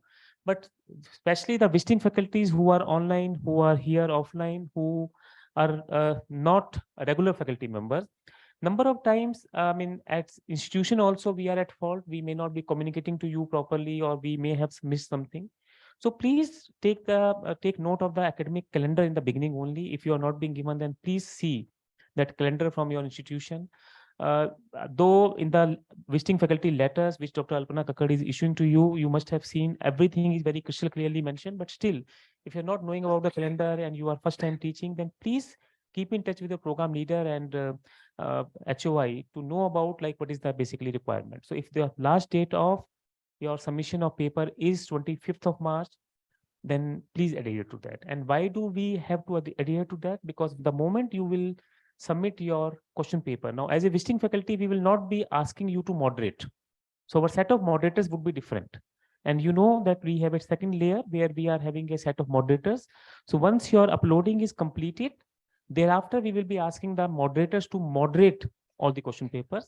So if your paper is not uploaded, the moderation of that domain. Now, one more thing which if you permit, uh, when I say corruption, so corruption is not only exchanging bribes or something like that. I personally feel the basic most definition of corruption is if somebody is defaulting in the responsibility or assignment which is being given to him or her. Now, in the entire show, if there is an event going on, if one sweeper forgets to broom the floor and the entire event got messy, then so because of one person's fault also, the entire system can be in trouble. And it usually happens if there is only one defaulter. Now, for example, in the, let's say in the domain of law, if there are 500 papers to be submitted, if one person is not submitting the paper in time, we cannot conduct the moderation. So moderation will not be completed. If moderation is not completed, then I cannot send the papers for printing. Right, because I mean everything is basically into a chained rule. There is a chain. So this is my request that if you are given this, I mean, if you are requested to make the question paper, then please do that in the format. And we have a defined format for that. We already have defined format for 60 marks paper, 70 marks paper, and number of things which when you are making, everything is crystal clearly mentioned that these papers should not be from the last 2 years, repetition should not be there, and all of the things. If you need, the students should be using calculator, it should be clearly mentioned on the paper and other things. If you need programmable calculator, then please mention programmable, otherwise mention non-programmable, and so on.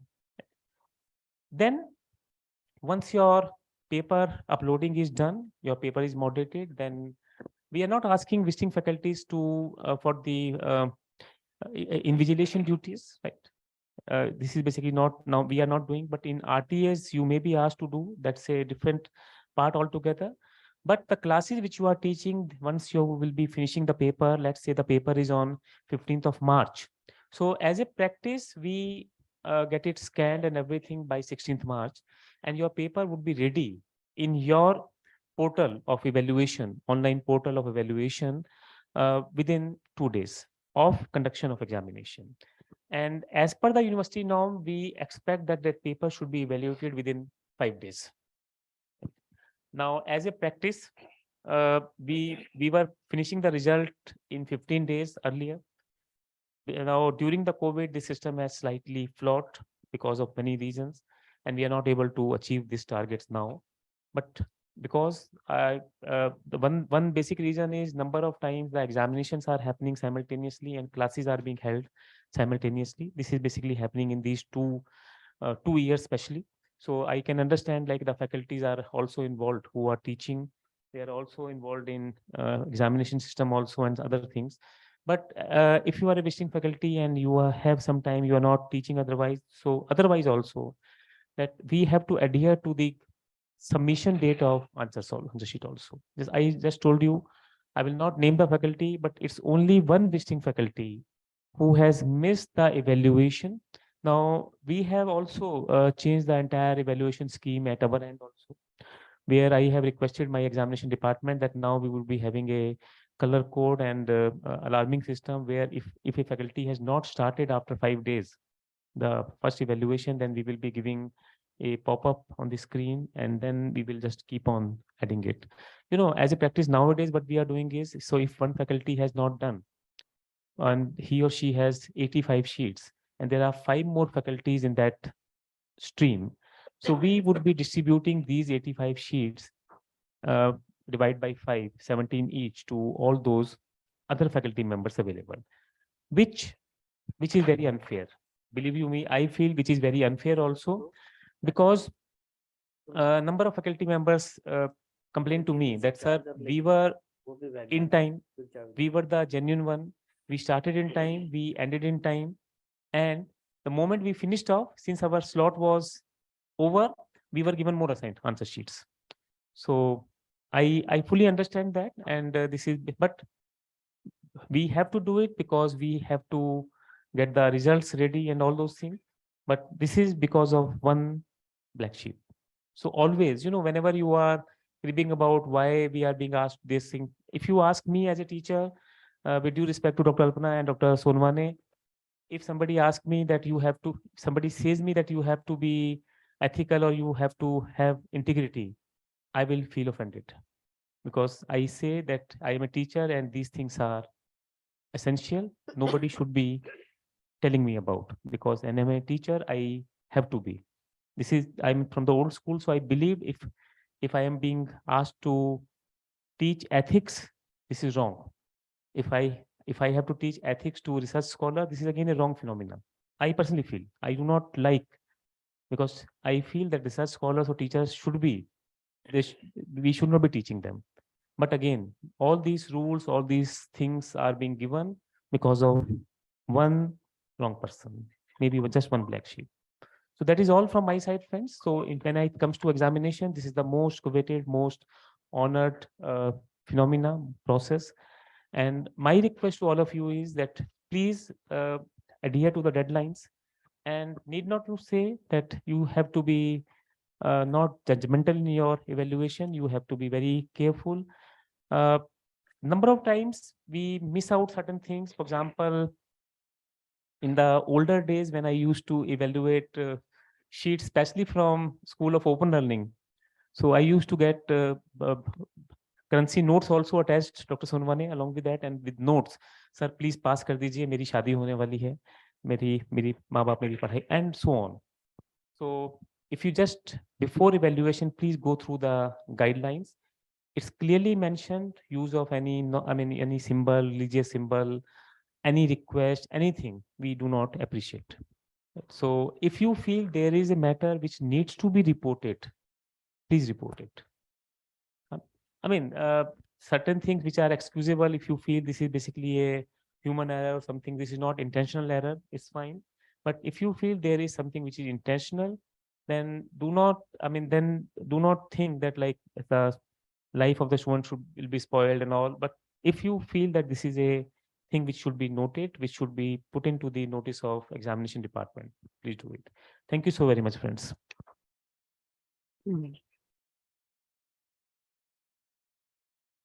Thank you so very much, sir. There are 2-3 questions for examination.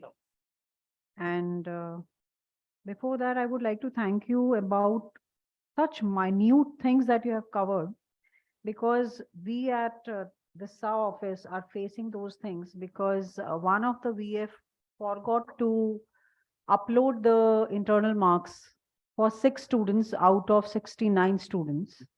And because of that, internal assessment was not uploaded or submitted, and the faculty went for his marriage. And whatever location he was in, or because of his, that function and all, he missed, or the technical errors that he's now putting up. But that issue came to this office very late. And because of that, students suffered, their result was on hold and everything. So thank you, sir. You have covered very, very minute points related to the examination. There is one question from Dr. S.K. Pachori, IAS retired, and he is our AISS visiting faculty. He is asking whether visiting faculty can be a part of the moderation board. But I just want to make this thing clear that you are not going to moderate your own paper, the course that you're teaching, as per the lines that you have mentioned here, that you are going to finalize the paper. Sorry, in that case, if I am a faculty for X subject, I am not allowed to do the moderation of that particular course. So I will be given from my area some other courses to moderate. Sir, over to you for this answer. Thank you, Dr. Alpana. Thank you so very much. One more thing which you just said, certain things which I am saying, for example, if you ask about evaluation, other things, I have done evaluation from the deathbed of my mother also, and other issues also, like, so, that's what I say. When we are a teacher, this is our chosen path. So come what may, we have to do it.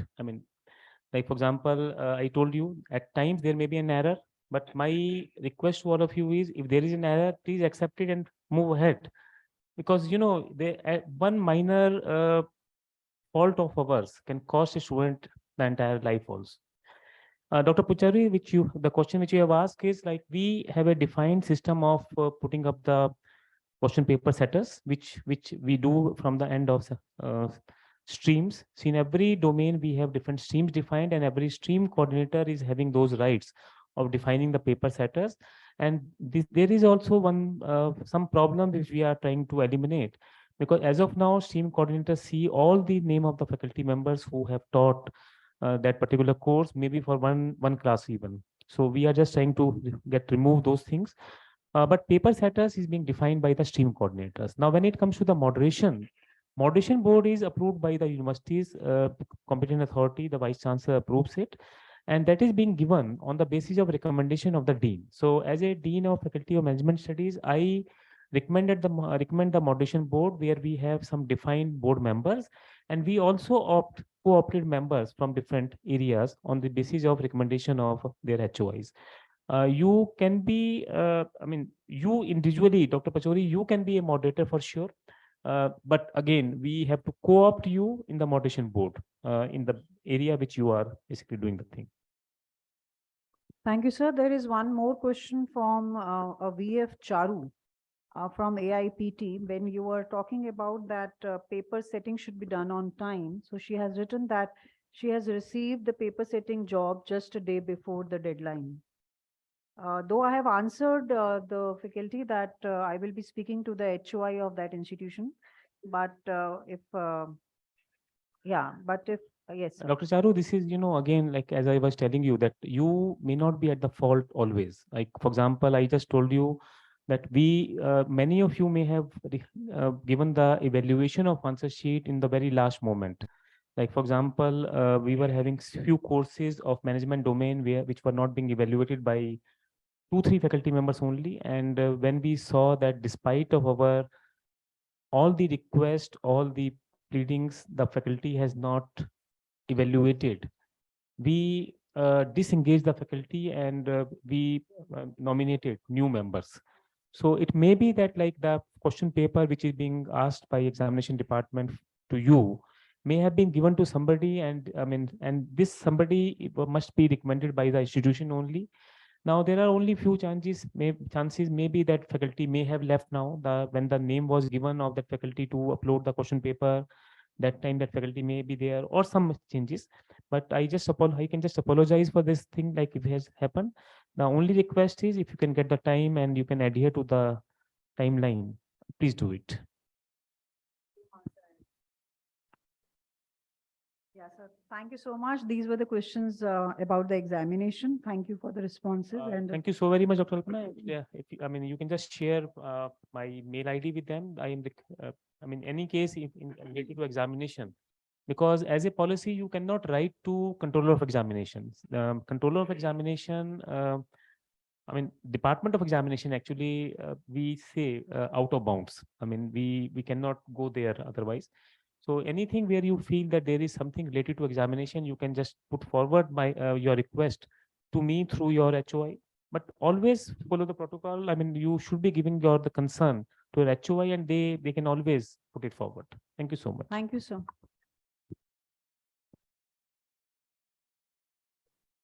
So this is the time for my session, and I'm going to start your journey from your selection to your billing process.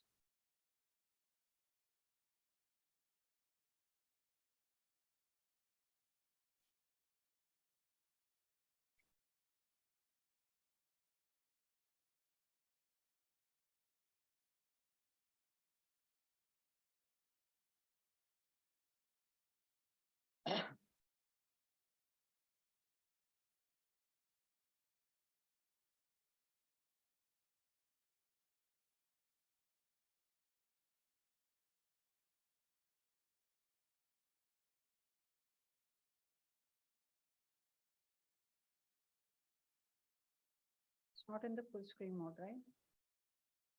Is it now in the full screen mode? Yes.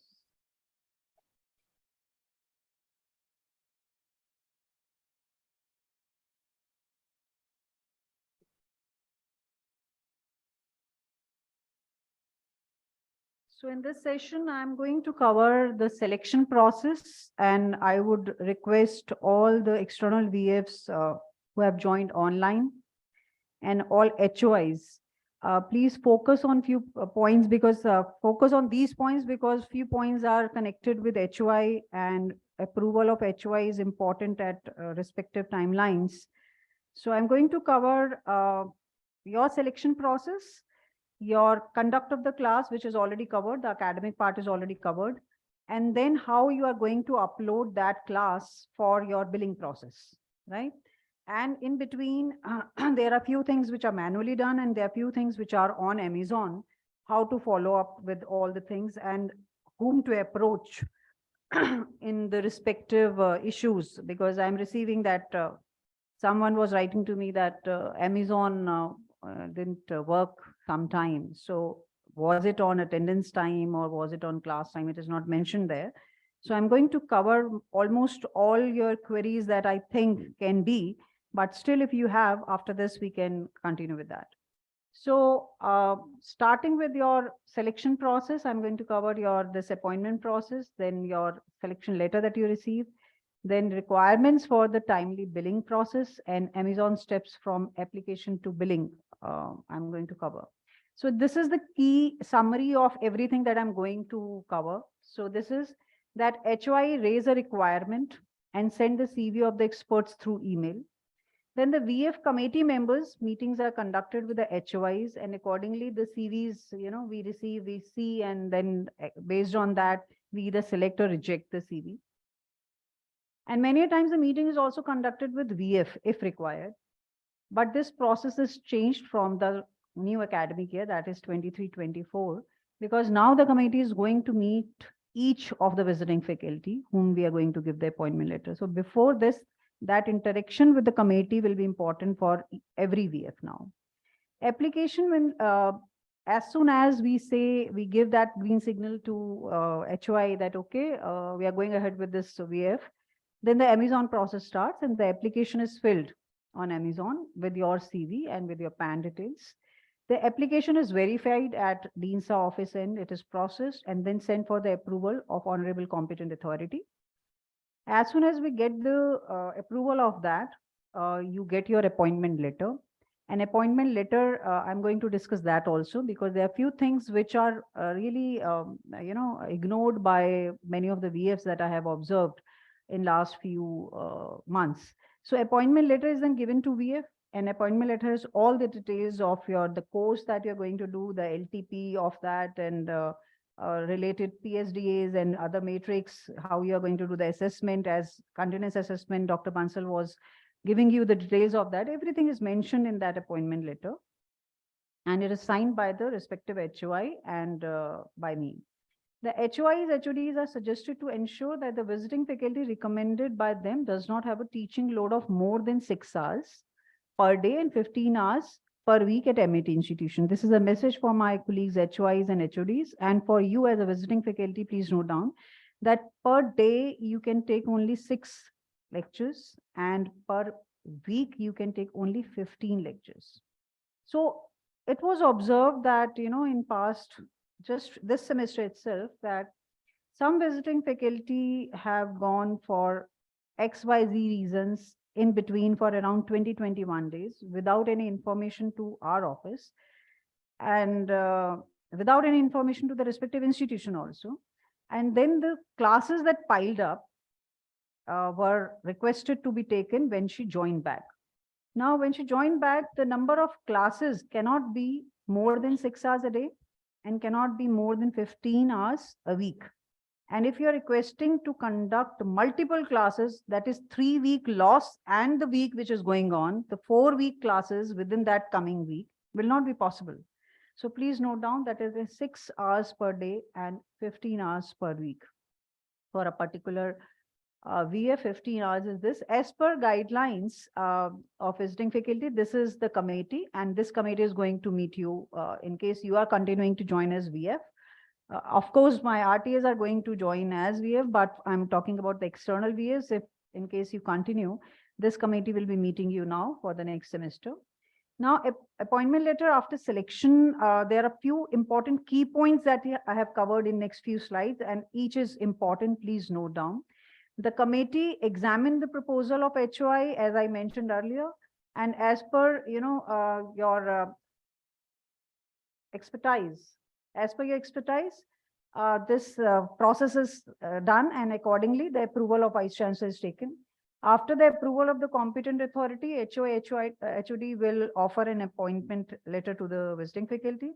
A copy of each of the appointment letter with the acceptance and undertaking of the visiting faculty should be sent to this office, Dean's office, to HR and accounts department for record. That is, your HOI sends that to us, all the copies. And there is one important point here. When you are selected as VF, and if you don't get your appointment letter within 1 week, start writing a mail to the respective HOI and the VF coordinator of that department that you have not received the appointment letter, right? Because I'm finding that throughout, I'm getting each week some appointment letters, and those are not issued, but although the billing is done for 2 months. So collect your appointment letter within 1 week of your, joining the university. Once a visiting faculty has been approved by the competent authority, the HOI HOD can, in subsequent semesters, request for the renewal of appointment of such faculty. In case the feedback is good, in case institution feels that faculty has, really added to the knowledge of the students, and the feedback is really good, and student academic discipline is increased and learning is increased. So definitely that renewal process will be accepted. In case of renewal, a copy of online student feedback, as I mentioned, and a report with the regularity should be enclosed. Appointment letter should be signed by HOI and DINSA before issuing. After issuing the appointment letter, it is mandatory to upload the receiving copy of the same. So you have to receive, and that copy is to be uploaded by the respective institution, because that will be visible at our end then. And in case internal faculty is deployed as visiting faculty in like RTAs, in other institution of MIT, the honorarium will be paid only if the teaching load is above the prescribed teaching load in the parent institution as per above guidelines. This stands for RT also and our internal faculty also. So for example, as a faculty, if I have a load of, for example, 16 is my maximum load, and I'm taking 16 load of courses, then after 16, if any course is allotted to me, I can go for that. And there are different honorariums for that. As RT is getting, same the faculty gets that 300 to 350. Now, punching in and punching out is must for raising the bills. And this is actually a very big problem, because manual bills are not accepted. And many a times institution head is writing to me that we have forgot to punch. So I am really, sometimes it is really a question mark that how can we forget to, exit the campus or enter the campus? So entry and exit, something which is very basic. And that face recognition machine is there. We as a faculty, even from, all the staff, all faculty members, till Vice Chancellor also, come and show our faces to that face recognition machine. And then when we leave the campus, we do the same, because it is marked against our name also that we have not done that part. So if you are expecting that manual punching is done, in our case, we are allowed only 2 times we can do the manual punch. Otherwise, our immediate head is not going to approve that, and it will be leave without pay. Same applies to you also. In case visiting faculty is not doing the punch in the morning or in the evening while leaving the campus, institution heads are writing to me, because you have written to the institution head that I had conducted the classes. You can verify it from the students. I have marked the attendance. You can verify from the attendance record, but somehow I am not in the campus. So I don't think attendance is also possible if they have not marked in time, if they have not done, right? Attendance is also not possible in that case. But still, when you, suppose you are in the campus and you have marked the attendance, because your entry is okay, but your exit is not okay, bill will be stopped. And when bill will be stopped, then again you start writing that I forgot to punch. And in 1 or 2 cases, we have seen that this is very frequent. In 1 week, Monday to Friday, VF is coming. but the punch 3 times, 3 days in a week, faculty is forgetting to punch. I don't think that is actually possible, because once the system is known that this is the entry and exit system, it can be for 1 week, but it cannot be for the entire semester. So I am requesting all my colleagues, visiting faculty members, that please do not write to clear your bill of the day when you are not doing entry punch and exit punch. Then in faculty, if the faculty is coming 25 minutes late in the class, then the class will not be considered as held, and zero amount will reflect in the bill for that class. And this is not only for visiting faculty, this is for all of us.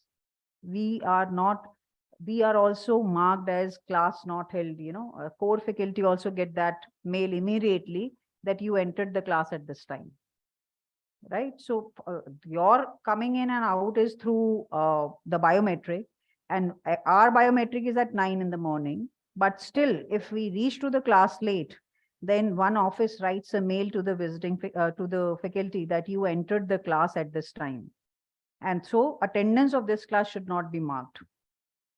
Right? So the same thing applies here, because it is connected to the billing. So I'm focusing these points that where we get hindrances in clearing the bills. Each lecture session will be of 55 minutes. If lecture conduct duration is less than or equal to 25 minutes, then the full honorarium will be deducted for that lecture. If any of the visiting faculty who are in this particular semester with us and were the visiting faculty in the previous semesters, they know this point very well, that if their classes were conducted for 12 minutes, 13 minutes, less than these many minutes, the deduction was done. And also, till odd semester, you were supposed to record your lectures, if you remember, that you were recording your lectures, and your recordings were seen in SAR office, and my team, Mr. Sunil Khurana and Mr. Dipankar Chakravarti, had seen almost thousands of videos to clear your bills, right?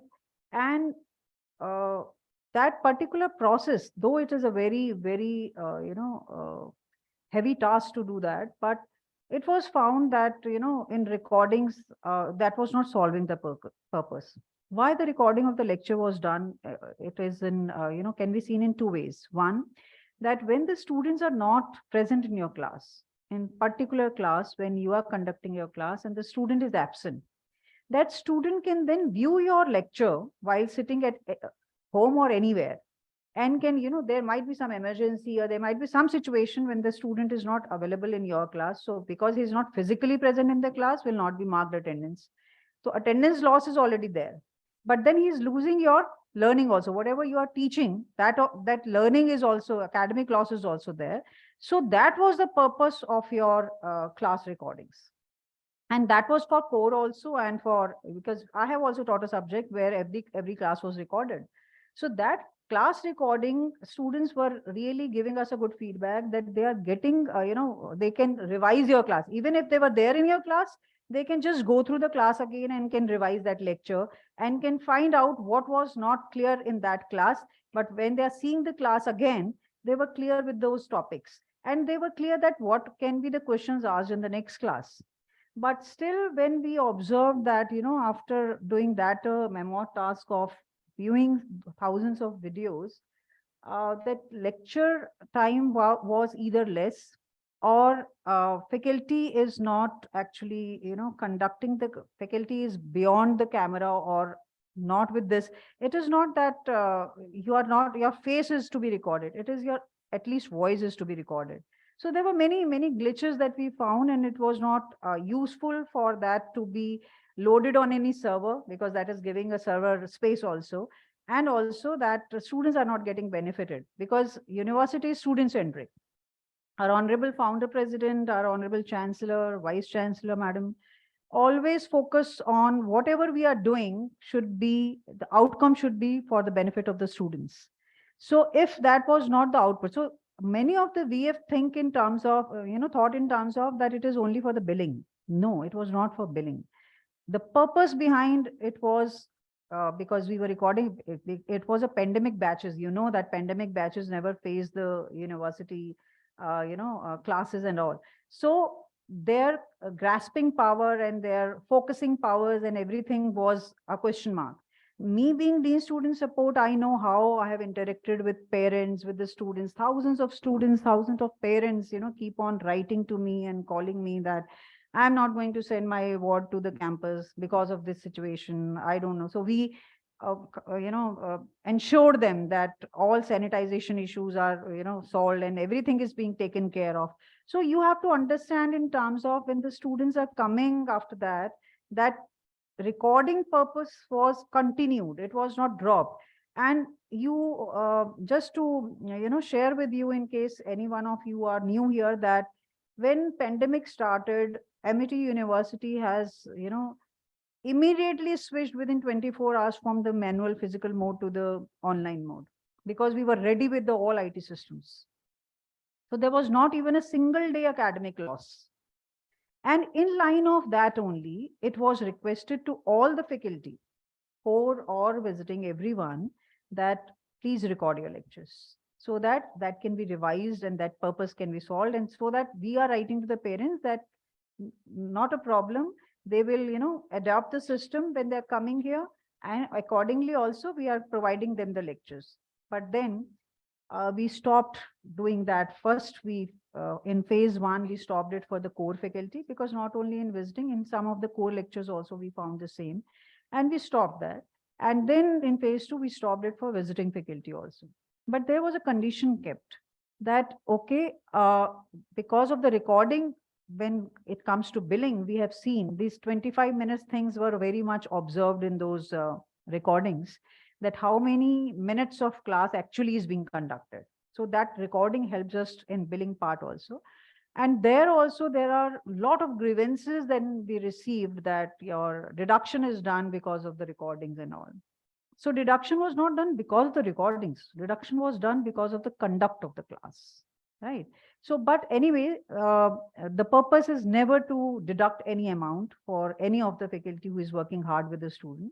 So we switched it to that, okay, let's stop this, and honorable authorities definitely approved it immediately as soon as it was proposed from our side.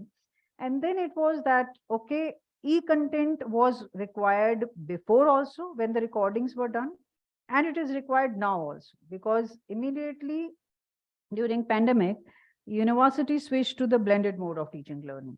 And there, many workshops were conducted to tell about the quadrants, quadrant 1, quadrant 2, quadrant 3, quadrant 4. Quadrant 1 is about this and 2 is about this.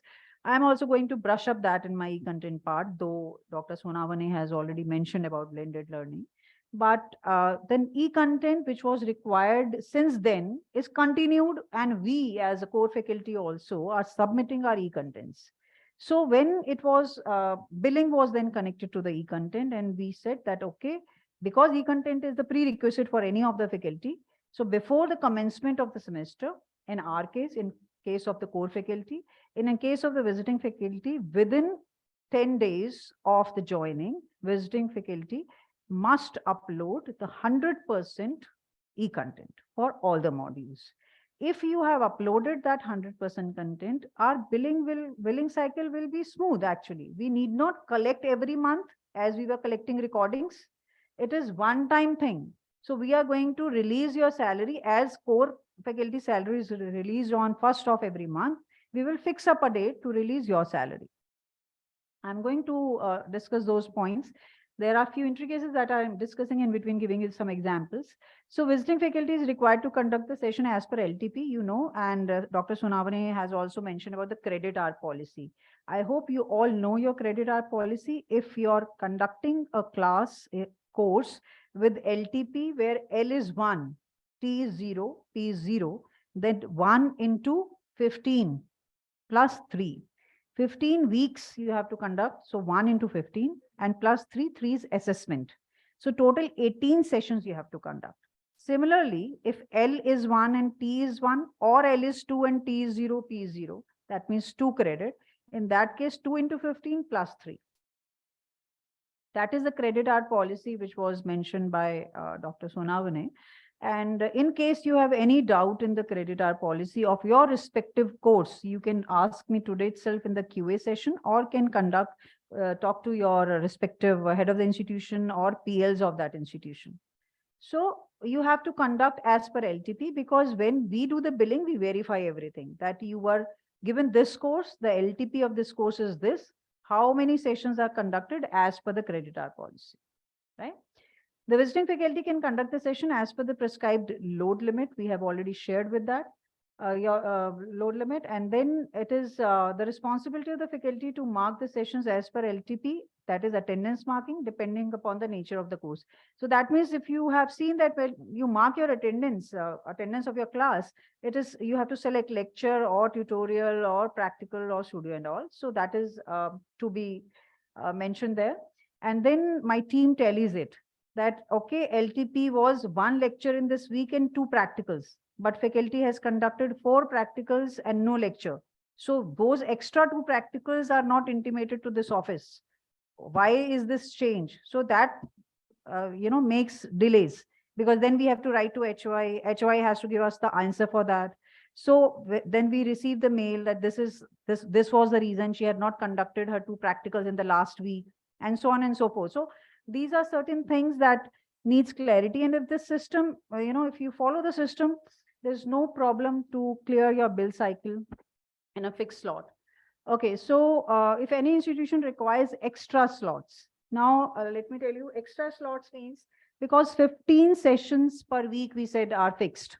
So in case you are selected a bit late, maybe after 2 weeks of the commencement, so you have to cover that loss also. And that loss can be covered distributed in any of the weeks, like in your first week, 1 or 2 extra lectures will be given, and then in next week and so on. It may exceed that limit. Or there may be a scenario wherein the faculty, like in our cases of BS and BC, wherein BS and BC is taught to entire university students. So there, the request of HY is coming to us that please increase the limit of billing from 15 to 20 or 21.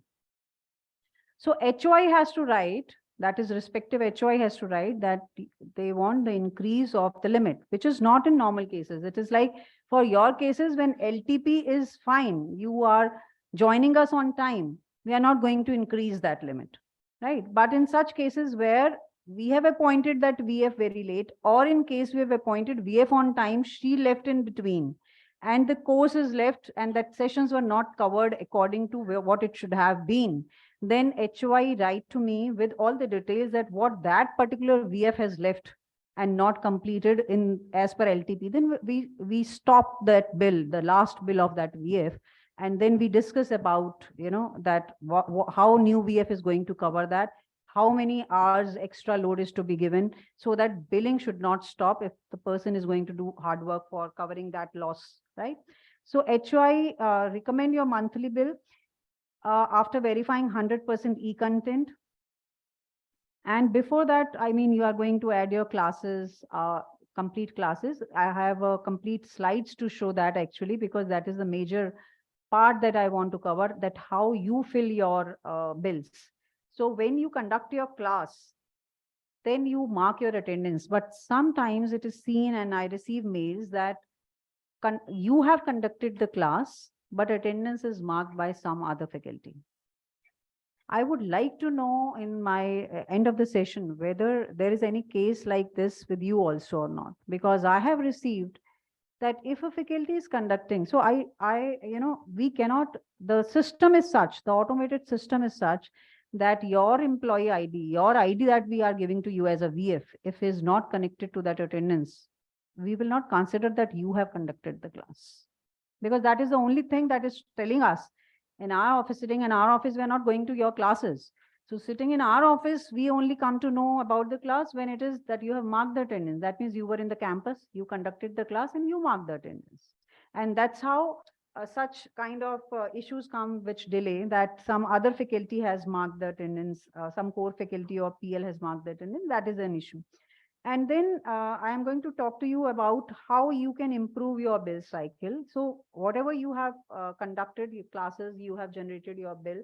but your bill is to be approved by your HOI, and HOI has to verify that 100% e-content is submitted. So now after the recording stopped, we have requested HOIs to send me a zip folder of your e-content of all the modules. So all the modules that you have prepared the e-content will be zipped in a folder with your name. It is already mentioned to them that VF name dash, the nomenclature is given already.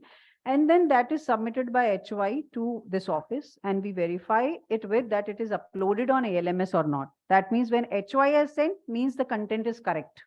So we are not verifying your content. We randomly do so, that we open and check that, because we consider that our my colleagues HOIs have already gone through the content, because the course specific content is there. They have gone and they have approved your content, and after they have approved your content, they are sending us that content.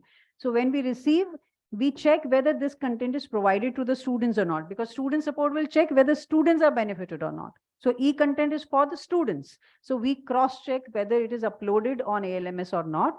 Students are getting benefited from your e-content or not. It is so, I'm repeating, it is not only for the purpose of billing, that you give the e-content at the time of billing. So e-content is to be submitted before your classes start actually, or in your cases, 10 days within your class starts. So if each month you are sending some e-content, that means student, if that class is already over, student didn't have that content with him or her while your classes were going on. So this is also observed that VFs are sending their e-content at the time of billing. Module 1 content now, then module 2 content now, and content is coming for billing. Let me tell you, content is not for billing, content is for students, to give it timely to the students.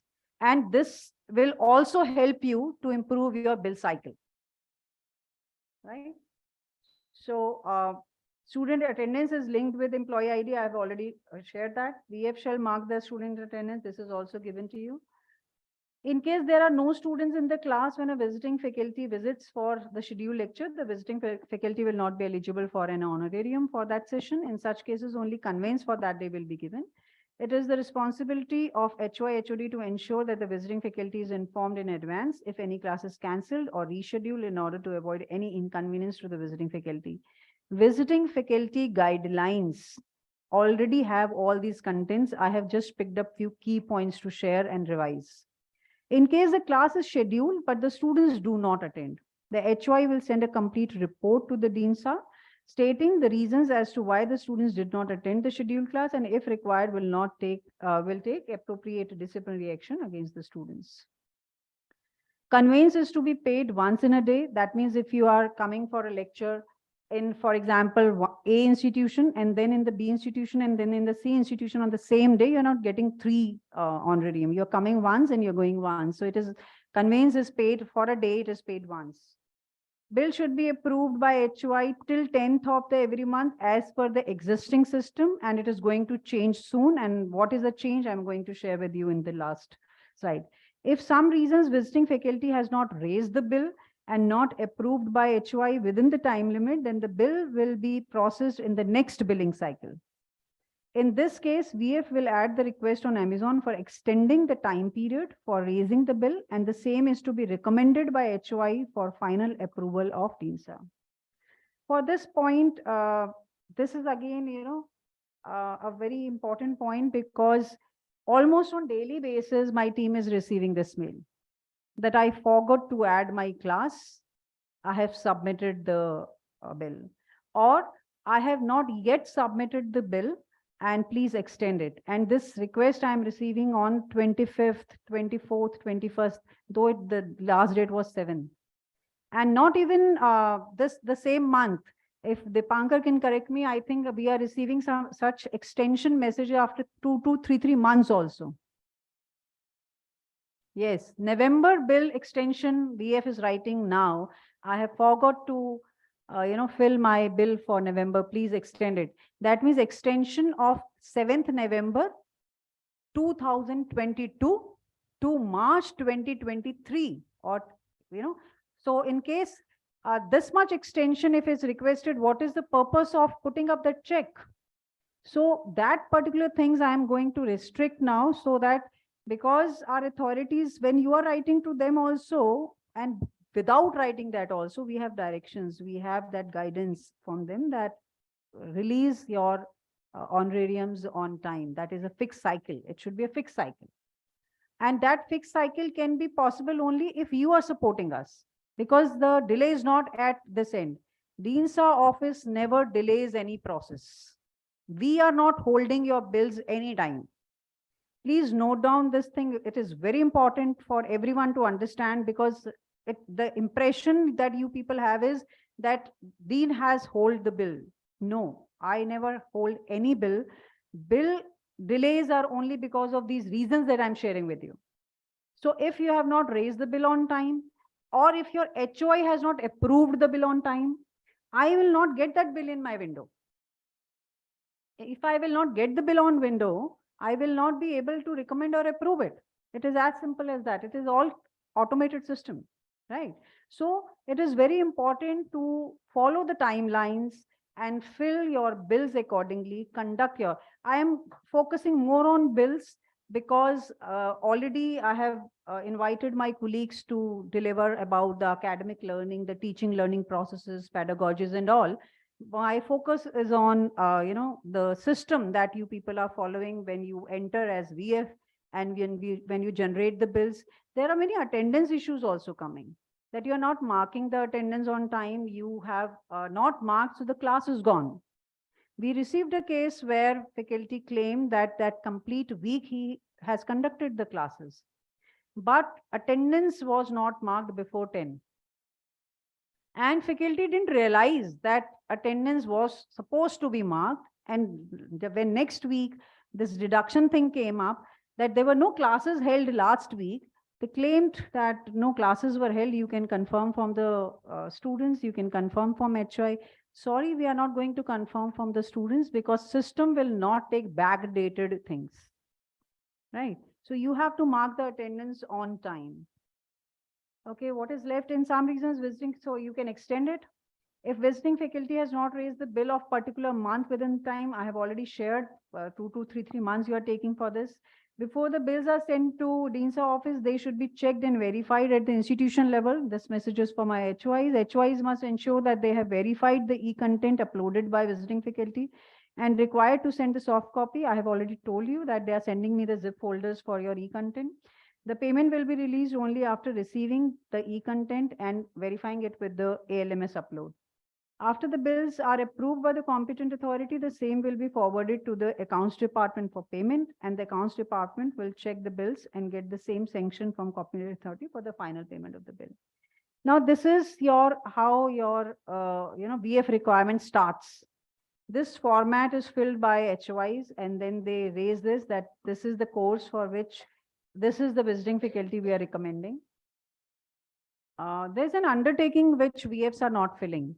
And in particular semester also, those VFs who have not given this undertaking, I'm going to write to HOIs, and you all visiting faculties are requested to submit this undertaking, right? This undertaking is talking about, I have applied as a visiting faculty for the course of this, at this for the even odd semester. Starting from this, I have been given total teaching load of these many hours per week in the same institution. For this even odd semester, I have also been appointed in other MIT institution. The details of my teaching assignment in other institution are given below. Previously, I had worked with MIT in the year of so-and-so. So this is for the records, and this is also going to help us in your interview time, selection time. Now, this is, your appointment letter that we give you. And here we are talking about the blended mode of teaching learning. It is very clearly mentioned that blended mode has the 4 quadrants. In quadrants, first quadrant, you have to upload the e-content, and it can be, in many ways. Suppose you are preparing the PPTs, make them in a PDF format, submit to HOI a copy and upload on ALMS after just verifying that, shall I upload it if you are okay with this content, or do I need to change anything in this, and just upload on ALMS. Now, some of the faculty are doing very, good thing, that while they are doing the PPT, making the PPT, they are actually switching on the camera and they are on the camera. So it is, instead of PPT and PDF, it is becoming a video file. So ALMS has an option to upload your resources like simple files, simple PDF files, or video files also. So when a lecture is uploaded, that is quadrant 1. And when students are downloading that e-content and accessing that e-content, after that, they are ready with some queries, because you have given them in, for example, if I take my course, with the content, I have taken practice questions after every topic that I'm finishing, every subtopic that I'm finishing. And those practice questions they have to try so that they can understand whatever they've read in those 5 slides, is it clear to them? If it is not, they are ready to come in my class with that, and I'm writing the reference material. That quadrant 2 is about the reference material. So what URL links they can refer to, what ebooks, if you are providing them, they can refer to, what are the research papers that you are uploading for them on the reference quadrant 2 they are referring to. So all that reference material that you are providing them along with your lecture is quadrant 1 and quadrant 2. And they are getting ready to come to your class, so that those 55 minutes when you are there with them should be completely utilized, fully 100% utilized. They are ready to ask you a few questions. So your expertise transfer can take place in that 55 minutes. You have given a lecture, that is an online thing that they have heard, they have read, and they have done that practice question. Now they are actually having that idea that, okay, this is the topic all about. This is what our faculty is trying to teach us. But I have a doubt, or I want to understand the applications of this. So in my class, I'm going to ask this thing. There, your expertise is actually getting transferred, because they are asking you the questions based on that particular content and the reference material that you have provided them. So it is a focused class. Those 55 minutes, student will listen to you. They will focus for your class, right?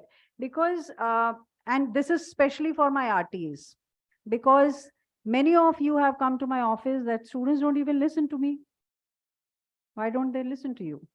Because either you are not delivering your lecture in that way, because as Dr. Bansal said, when we, choose to be faculty, ethics and integrity is with us. The only thing is, teaching is an art. And how you are delivering your lecture, how you are transferring your expertise to that side audience is important. And if you are doing so, they will definitely listen to you. Always make, this is for specifically for RTAs, but any other external faculty who are new into teaching can be benefited from this. I would request RTAs sitting here to stop their mobiles, switch off or vibrate mode your mobiles, please, and focus here. And I would also request to sit straight on the chairs, please. That's what we say to our students also. Stop doing WhatsApping or anything else, because here we are spending our time on Saturday.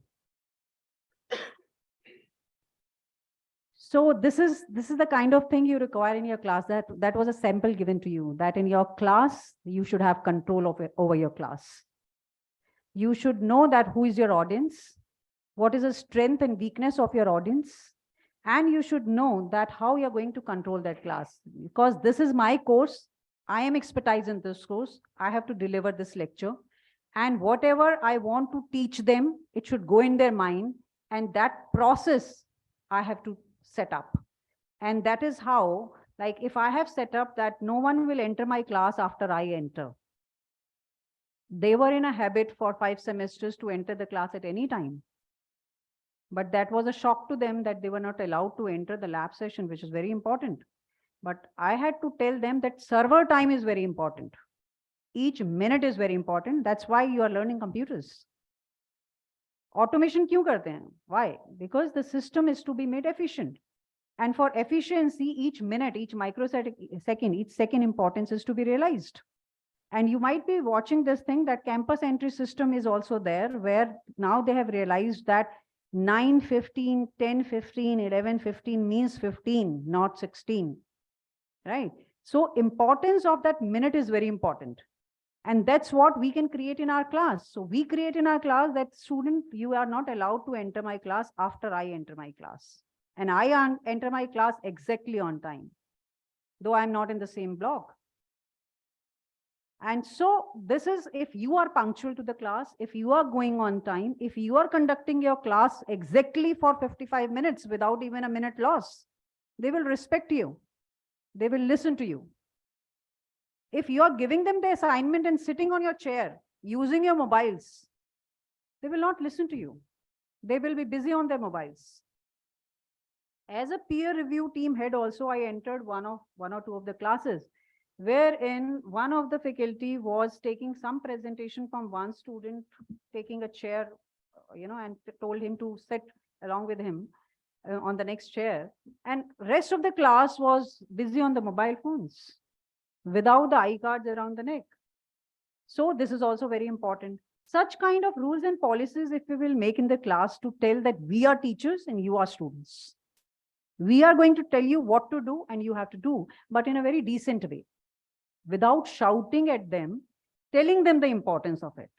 I just asked them, because I'm an IT professional. So based on that, in my IT corporate, I told them that, okay, how many of you are placed? These many. Okay, how many of you dreaming for going for the placement? These many. Okay, so the company will not allow you to enter even your washroom without your iCard swapping, because that is a status now in all the IT companies. All MNCs have that status. All MNCs have that infrastructure, that everything is automated. So are you going to use that Accenture, HCL, Wipro's card here or not? Yes, we will. Then why not this? This is your identity. You are going to carry this name MET throughout your life. Then are you ashamed of wearing this ID card? And now you can come to my class anytime. You will find almost 98% students present in the class and all wearing this ID card. And CR himself came to me, ma'am, this photo should be clicked because I have never seen in last 5 semesters this scenario of my class. And that is only possible if you are becoming a teacher on this side and guiding them, mentoring them accordingly. So those who are telling me that students are not listening to you, this particular examples were for them. And I expect my RTs to catch hold of your respective classes now onwards, in case it was an issue before. So this is already I have told you that these are the quadrants. First and second I've already shared with you. Third is that your 55 minutes of lecture. Continuous assessment, as I mentioned, that in your presentation itself, you can give some MCQs and some presentations, and that will cover your quadrant 4 also. But if you see your session plan, in session plan also, it is written master session plan is talking us about doing some group discussions, arranging some guest lectures, doing kind of revisions, right? So that particular session plan that you have in your hand, along with your appointment letter, your have syllabus and session plan, according to that session plan is based on the master session plan, right? You have nothing to do with the master session plan as such, but you have to copy that session plan, because when you mark your attendance, below you mark your session, which session you conducted today, what topic you covered today, right? So you need to understand that in the session plan, it is very clearly mentioned about the learning outcomes. So session plan is important that way, that what is the learning CLO, course learning outcome. So your lecture delivery and your lecture content should be that the outcome should be what you have specified in that particular session plan. And your session plan, let me tell you, supposedly if you have in sequence the session plan as 1 to 33, for example, and you want to conduct after 3 lectures, you want to conduct lecture number 7 in the sequence. You better know that why you want to conduct that 6th lecture, 6th session before your 4th session. There might be few things that you want to, tell to the students in your 4th session, which actually are going to touch that basic, which is there in the 6th part. So you can always do that, and you can always, because the check boxes are not restricting you to go in the sequence. But sequence definitely helps the student to get prepared for the next lecture. In case you're planning to do any change, inform to the students beforehand, right? So this is the quadrant blended learning, and your e-content is based on this, and your billing is based on your e-content. So this appointment letter, you might have read every word of it. This is the continuous assessment. Just now, Dr. Bansal sir has shared with you continuous internal assessment in end semester.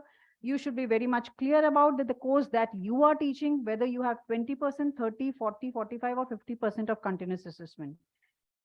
On first day itself, you should check that what is the continuous assessment that you are going to give.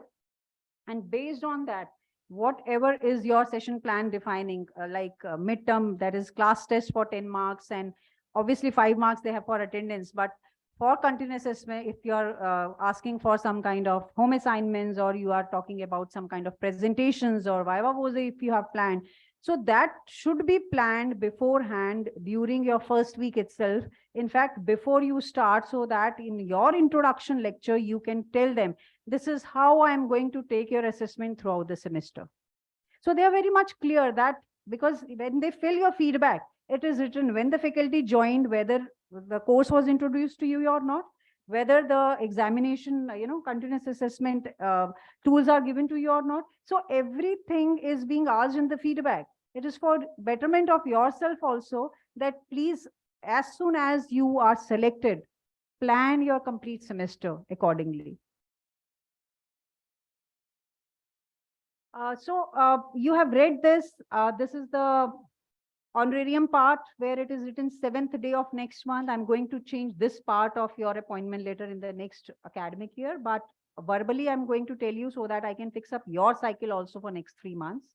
Whatever is left, that is April, May for first years, and April month for, in fact, March cycle also. So March, April, and May for the first year VFs, and for seniors, it is March and April. So those cycles can be improved. So don't go by the 7th. What I'm going to give you as a change, please note that change. And already I have covered that biometric. Whatever I have just now told you, I have mentioned in the appointment letter. Everything is detailed in the appointment letter. I would request all of you, all visiting faculty, to read your appointment letter once again. But there's a small mistake in that this time in a given semester. Few of the HOIs have issued you that appointment letter where recording line is still written. Ignore that. Okay, because I'm not doing your billing as per the recording. That's the only thing. It is human, error. It is typo error that they have not deleted that line. But nevertheless, we are not considering that your recording must be there because you have received the appointment letter. But you can ignore that. That is deleted in the appointment letter that we have circulated to them. And now these dates will also be changed, but not for your appointment letter. So appointment letter will say 7, but I'm going to give you new dates so that you can do the things accordingly, and I'm going to tell you how efficiently we can clear the bill. So this is very important that, visiting faculty when leave in between. We as a core faculty also, or maybe visiting faculty, the word is attached as faculty. So teaching, when we are teachers, we have to think about the students. You leaving in between all of a sudden definitely affect our students, their classes for that particular week or maybe weeks. And that affects overall, journey of that semester, internal assessments and other things. So please decide, in case you are planning to join us, it should be a joining for a semester.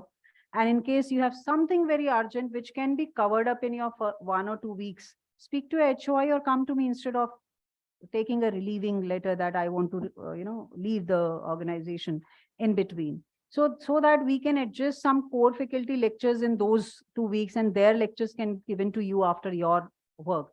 But it should not be that you should leave in between, because that affects the students a lot. And in any case, you will not be able to continue, then you must give 1 month notice in advance so that the arrangement for the other faculty can be done on this. So this was your appointment letter. And now this is the process of approval. This is Amazon system now. I'm running through the Amazon system. So Sunil or anyone can help me with this. Anil.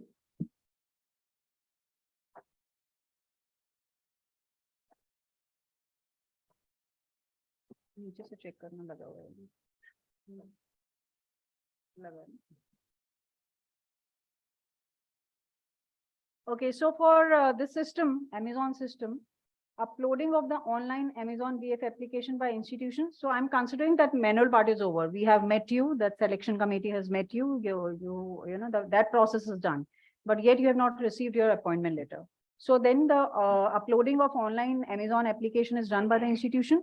Online BF application is verified, sorry for this typo error, and that is recommended by this office, Dean sir. Online BF application approval is then done by honorable authority, and then request for your creation of your login ID comes to us in a specific format. You already might have seen that template wherein the HY sends us that particular format, that this is login IDs to be created. So it has many more details about about the BF. And then that is the document is verified, and then that is sent to HR to create your login ID, and your login ID is created by HR, and your institution is informed by HR that now you are the part of this, and this is the employee ID. And then the face detection you are doing there for, so that you can mark the attendance of the students also, or your presence can be seen. The class conduct starts, and your attendance is to be marked. I have written here also, it is only you should mark your attendance. And then after every class, VF must add a class in bill section.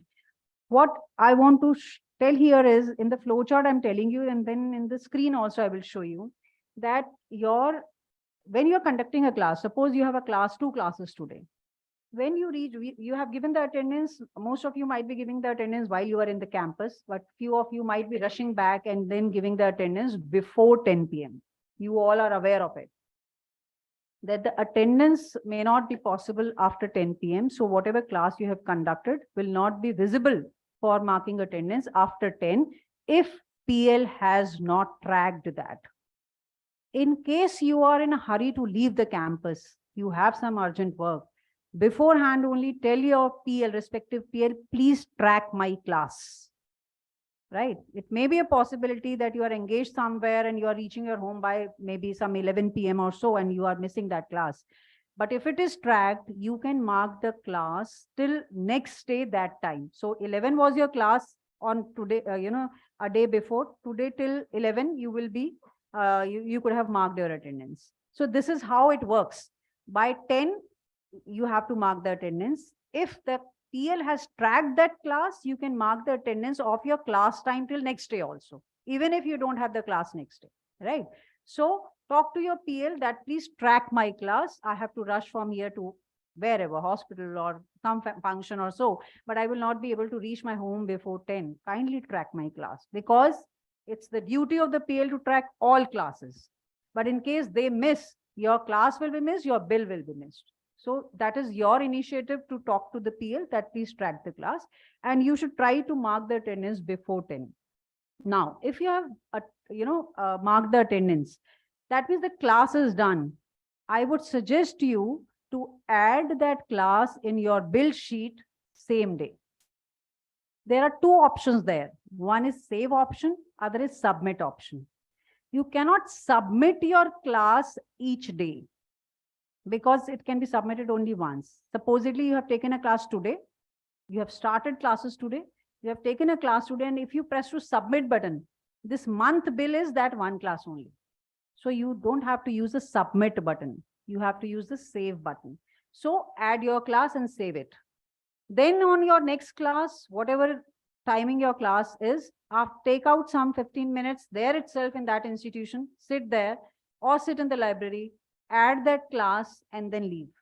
So you can, enter your classes on the same day or within 24 hours, keep on adding the classes, so that 30th of March, for example, this month, 31st of March, you have to press the submit button. 31st of March, add your entire classes, that is all are added. And this is 31st, I have one class, for example. I am adding this class and I am saving. And after the saving, now I can submit, month is ended. Now, while submitting, when you submit, whatever are the particulars there, you are submitting. And this, after submitting, if you want it to open, then the request has to come from HY to my office. Better is, therefore this workshop is conducted, right? We are conducting this workshop to make these entry cases known to you, though you are aware of it. It is a revision of that please don't submit, because then a mail comes that some classes are not added. You are requested to open that. So that process is very lengthy. We have to take an approval, then it will go to the administrator, and the process is lengthy and it will take around 48 to 72 hours. So better add a class on daily basis so that you don't forget your classes. As you are marking attendance, fill the class also, right? And keep on saving it. And on 31st of March, you just press the submit button. But still, I have given you 3 more days in the new system that I was talking about. Instead of 7th, I'm giving you 3 more days, that after 31st March, 1st, 2nd, and 3rd April.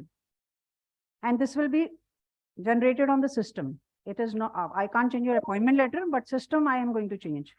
So 31st March evening, please submit, press the submit button of your bill so that it can go to the HOI on time. But in case it is not done on 31st, do you want more days to it? Then the cycle will exceed accordingly, but I have given you 3 days to it. Still, if you say that no, at the end of the month, we will do it, don't even give us 3 days. I will not give 3 days. That will save 3 days bill cycle, right?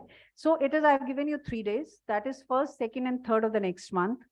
By 3rd evening, 11:59. Submit button should be pressed, otherwise it will not be available to you to submit. So bill cycle of that month will go to the next month. I will not open that. From extension date from 3rd to 4th or 4th to 5th will not be done. So Dipankar or Sunil is not going to show that mail to me, because we are fixing up the system so that we can fix up the cycle.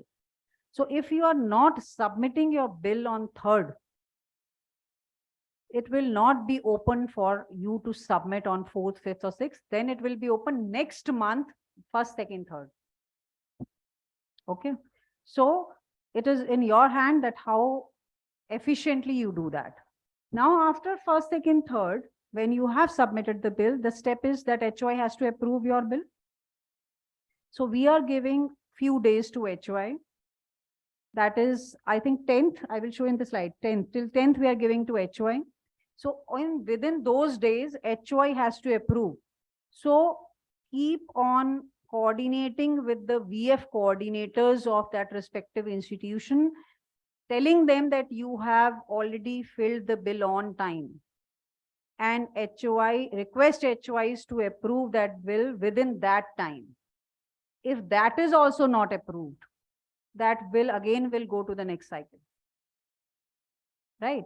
And if it is approved on time, this office has fixed up only first cycle, that is e-content collection cycle, is only 1 cycle. For your case, you are still giving me the e-content.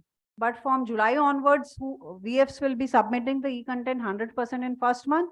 Next cycle, we are just taking 24 hours. But for this time, we need at least 3 days to see your e-content uploading and everything. So 3 days with us.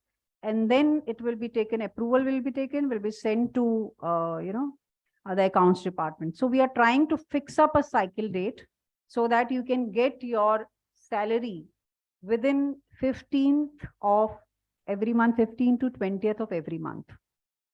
And as soon as in this efficiency will increase, that we are getting 100% e-content in the first month itself, then as soon as the HOI will approve, we will just take 48 hours to take everything approval and accounts and everything. So this was the point that I explained you, submitted and saved concept. HOI approves, I've explained, then bill is verified by this office. Then this office send it for the approval of Vice Chancellor, and then online approval is done at Dean Sain, and it starts reflecting at accounts department window. Now, this is bill generation step for you, for all VFs. Please note that in your window, you see this, your monthly bill. Click on your month bill. Select your month year. These are the details that you select. You are selecting the month. You are adding this class. Everything theoretically I explained just now. I'm showing it practically on the screen now, that you click on add class. And these are the things that you fill: that academic year, semester, what course are you teaching? And if you're teaching multiple courses, then drop down, so you select your course. And then from this date to this date, though I have told you that you can fix up the dates, that is add a class daily. So this is for the March month, a sample is taken, and the time slot of your class was 8:15 to 9:10 supposedly, or whatever is your time slot, you select that. What was the class type, lecture type or practical type, you have to select that. And then you have to see that when, because you are adding the class on daily basis, on 31st of March, you will see the screen like this, that everything is added and there are check boxes on the left side of it. You click to those check boxes and the things are done. And here you will find that there's a back button here. And when you click to this back button, this is what is seen, amount and everything. Conveyance is added automatically. Your bank details comes here, and see the button, click on submit button. This button is to be pressed on last day of the month. And if not, on 1st, 2nd or 3rd, before 3rd of the next month, right? So this is bill date extending after day 7 of every month. There's an option for extension also. You have to fill that extension in this scenario when I'm not changing this, but we will definitely, in fact, we'll send you a reminder. And I think because I have announced Dipankar now, so we will implement it from this month itself, for March month itself. So I would request all of you to add your classes on this Sunday, whatever classes you have conducted till date, so that 31st March that you can fill all the classes, so that we can fix up your March cycle also on time. Instead of going for the 7th of April, you are going to sit and fill your classes, and then after 7th, HY will take next 7 days. So better is finish it on 31st. We'll try to release your honorarium on time, this cycle also. So this is date extension in case still after all my explanation, still you need to extend your bill dates, then this is the link. And then comes HY's role, where HY has to recommend. So see, if you can see pending at HYN, this pending is, we have cleared the pending of July, August now, because there were pending cycles from HYN. Why it is pending at their end, you better know. I don't know whether they are saying you to change anything, or whether they're not satisfied by your performance. But if it is pending at their end, definitely they might have some point. So that is why I'm saying fill it and speak to them. If they are not approving it, there might be something related to that. Go and speak to them that if I need to change my e-content, if you have any query about attendance, if you have any query about any my class, please ask that. But sir, I have filled. Kindly mentor me, guide me. What is the changes to be done? I will improve it next time. But this is which is filled, so that HOI can then approve it as soon as possible. So I've shown you both. Recommendation by HY comes or pending, both scenario are there. And then it is approved by this end, that is Dean sign. And now these are the points that I was telling you that I'm going to fix up in the system. Faculty bill submission must be by day 3 of next month. It is next month. I can't correct it here at the moment. So it is day 3 of the next month. HOI must approve after day 7 of every month. That is 3rd April, your stop check is there. After 7th, on 8th, HOI cannot approve. Right? The check will be for 8th of April for March, right? Similarly, 8th of May for April, and so on. So 3rd of April is your last date to submit the bill. On 4th, you cannot. So Deans are, that is 4th means 12 AM. That is 11:59 PM of 3rd. That is how we are going to automate in the system. Then Deans will take 3 days for taking the approval process. And this approval process actually can be done very fast within 3 days. That is 48 hours to 72 hours. if you have submitted the e-content. If e-content is not there and you have submitted, in case by any chance, though all, HY will not approve it if e-content is not given, but by any chance, if HY has also approved it, then it will be pending at my end, because our verification will tell us that it is not uploaded on ALMS. And if it is not uploaded on ALMS, the format that we submit to the competent authority for approval of your bills, that this faculty has taken these many classes, the e-content is uploaded, yes. E-content is approved HY, yes. Uploaded, yes. So when we do all those yes, then we get approval.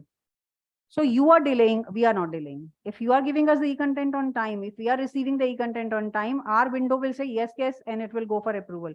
If it is approved from that side, we will just send it to the accounts immediately within 24 to 48 hours.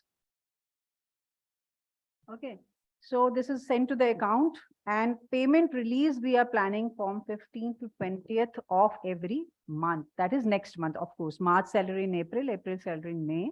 So 15th and 20th of the month, you will get your honorarium for the previous month. That is your salary cycle. We are planning to fix up for 15th to 20th. So that will be fixed cycle. Now, in case any of your bill is not generated and cleared in this duration, then that bill will be extended for, after this bill cycle, and you will get your salary of this month in next to next month, that is May month.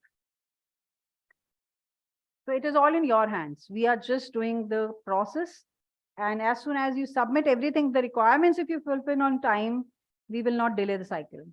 So if bill not generated by VF, I have already told you that extension approval can be taken. So this is now about the e-content. So I have explained you in depth about the bill cycle. My office is here to support you fully for any queries that you have. But please don't reach my office. You can have a cup of tea at my office. You can come, sit with me, talk about the class, tell me about the students, tell me about their academic learning, tell me about their indiscipline also if they're doing in the class.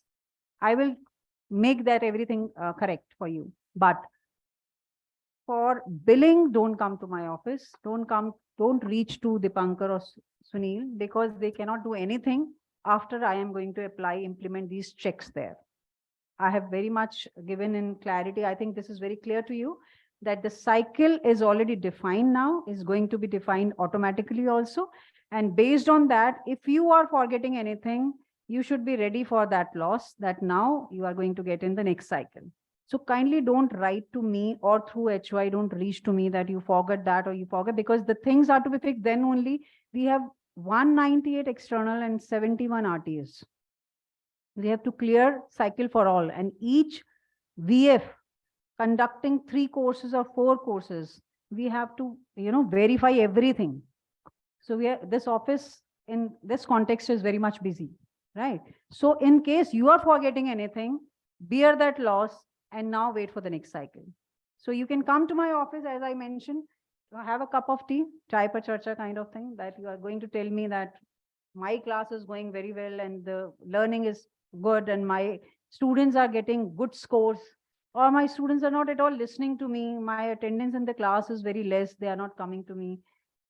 Because you should go to HY first as to follow the protocols, but definitely when you are planning to come to Dean's office, because we are receiving you here in this office also, but please, I'm inviting you for tea, but not for any bill issues now, because we have made it very clear now. Now, this is the e-content part on which your billing is also dependent. And on this particular part, this is the one thing which we need our students to have on time.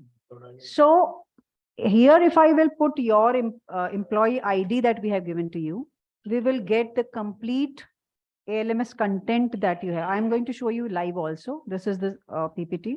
So I get the details of what you have uploaded. What is your session plan? How many module content you have uploaded? And the content that we have received from HOI, that is placed in your name folders on our desktops. And then that is compared with that what is given to HOI and what is uploaded here is okay, fine, it is okay, we approve the bill. We are not opening and checking, because considering that HOI is from that domain, from that stream, and they have verified and checked your e-content. But this e-content should be available to the students before before your classes, and or after 10, within 10 days of your joining, because maybe you are taking 10 days to understand the system and all. So within 10 days. So this is how I'm showing you one example here, that this is the course detail for one Dr. Ritika Kumar as VF, and then we are receiving that session plan. If is uploaded, then it is green and we say okay. And if anything is not uploaded, it is red and we say not okay. Now ALMS I'm showing you online. So I am unsharing this. Madam, can we conclude? It's already is- too. Yes, sir. Because everything is done. ALMS I'm just showing them online. I think one they will minute. be aware. Any question answers that I think we should directly take. Sir, let me just complete that part. I will just show. Otherwise, I will leave because it's 5 already minutes 2 more. o'clock.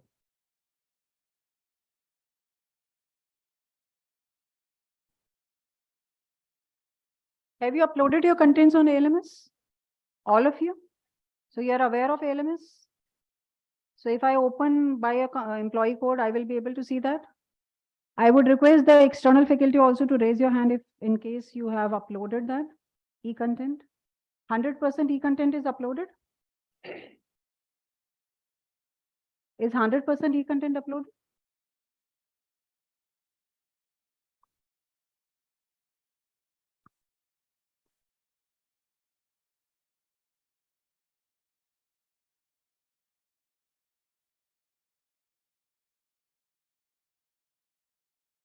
So see, on e-content development, we will be having one more workshop for the regular faculties also, like how to develop the e-content, and the Dean Research Office is also planning to conduct one rigorous workshop on quality e-content development.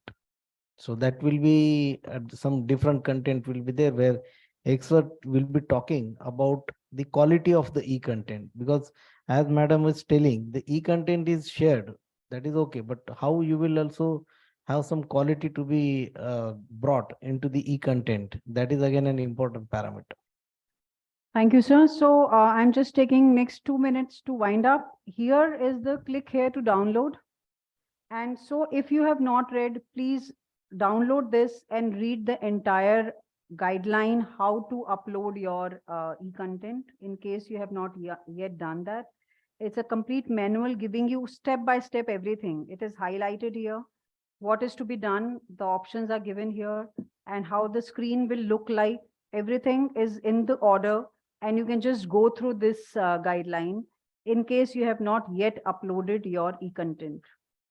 Then on your LMS link itself, there is, after you have read this, then you have to choose your semester, in which semester you are teaching the course, and you select this. And when you select this, you will find that, whatever course you are teaching, you will find that, and accordingly, you can just edit that particular course. So this is how you,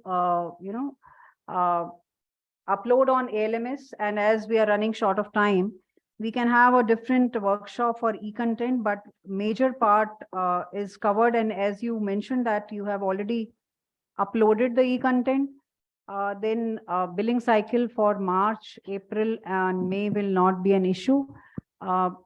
Kindly ensure that you have uploaded 100% e-content after verification by HY. In that case, I will suggest all of you to send the complete 100% e-content bundle with nomenclature as module 1 set 1. For example, for module 1, I am giving 4 sets of PPTs.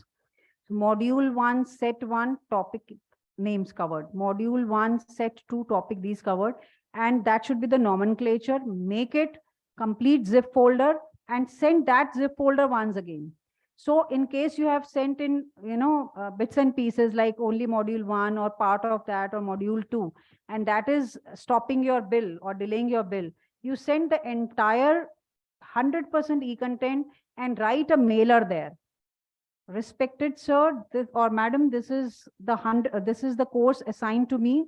This is the 100% e-content which is prepared. Kindly look into this. This is also uploaded because this is the midterm. In this beginning itself, we would have taken the approval and then uploaded. But I think now you have shown the content, but write down it is uploaded. 100% e-content uploaded. Please mark a CC. Mark a CC to Dipankar Chakrabarti. That will help us to release the honorarium at the earliest within your salary cycle. We are not considering that CC is acceptance. Acceptance is only after HY sends us. But we can at least write a mail that your VF has written a mail, kindly verify and send us. Because acceptance will be only through HY.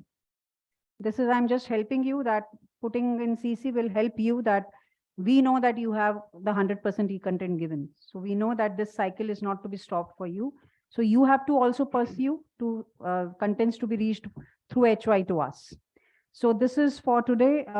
We have tried our best to give you all those, intricacies, examples wherein the delays are there. If you have any questions, you can ask. And those who are online can raise their hand and my IT team will unmute them. Yes.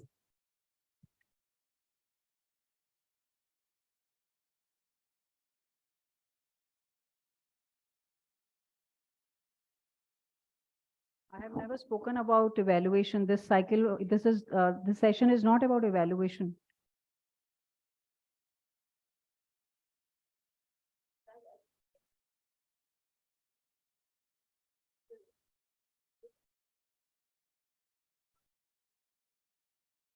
Okay. So your question is related to examination, internal assessment. At the end of the semester, that is 20th April is the semester end. Right. Then 3 days after that semester, By 23rd, we should submit all the internal marks, assessment. internal marks. You have to upload the internal marks and there is a button for preview to take the print of it. I have not shown that. Okay. That was not my part. Okay. Dean FMS discussed about examination. We are here to solve, we can solve your questions. But this cycle, this was about all application process till billing process. This was a session. Right. In So case you I have was- joined in between. No, I was from the beginning. So overall, I was just, summarizing what I understood. Which institution you belong to? ABS. ABS. I think in case you have any doubt, in fact, for examination, Dr. Bansal can definitely clear your doubts. But for all of you, I am taking the same question that as soon as this is the last day of your class, for example, don't even wait for 20th of April. If it is the last day, 10th of April is your last class, you submit within 3 days your internal assessment to the institution. So ma'am, So Excel sheet and uploading, both. So ma'am, I want to know that if I take a midterm, right? So a midterm assessment marks, I can upload on Amazon? Exactly. where do You we have should to copy upload? in Excel sheet because you should place on, upload everything on Amazon in one go. That is, you have Because- home assignment, you might have Viva Voce, you might have some presentations, and you have divided your internal assessment marks into those different, tools. So you have to upload it. You should upload it in one go. You should maintain an Excel sheet for your students and keep on giving the marks accordingly with the evidences of that particular marks. And then on the last day of your teaching, you can definitely take that Excel sheet to the Amazon uploading part. Okay, so do we upload? After saving, after submitting, that will not be corrected because So what I want to understand is that do we upload it in the similar manner as the e-content is being uploaded? no, Or there e-content. is a different section where it has to be uploaded? Amazon, it is on Amazon, it is not on LMS. Okay, Okay, that portion, right? Okay. Okay, fine, thanks. Still, if you have any doubt, please do write a mail to HY with CC to us. We will answer that. But explore Amazon, please. You have some links on Amazon, explore that. Okay.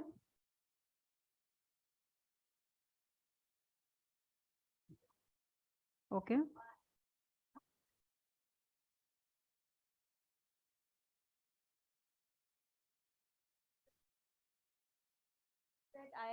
my date is, I upload in. 7th of March gone. You want Yes, to say ma'am. that? Yes, ma'am. Hmm. Then I asked to HOI ma'am, she approved my extended bill application. Okay. And I asked the banker sir to he said ki you have to write a mail to HOI, then I will extend your date. Because as I said you that we are not aware of the issues that you have come up with. So 27th of Feb, if you joined, 7th of March was enough time for you to fill only 2 classes But I or 2 didn't days know- classes. But ma'am, I didn't know to, You have appointment letter or not? no, You have not yet received the appointment. Which institution? AIAS, ma'am. AI? AS, AS, that is Applied Sciences. yes, ma'am. And who is the VF coordinator there? It's Dina Nair, ma'am, but she said some. No, is there any, document- was any orientation done at your end or not? uh, some, uh,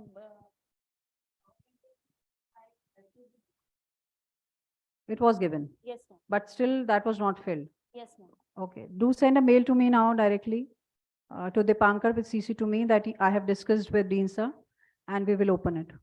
Okay. Anyone? Any more questions? Sir, chat window पे कोई question? Okay. There are question answers here.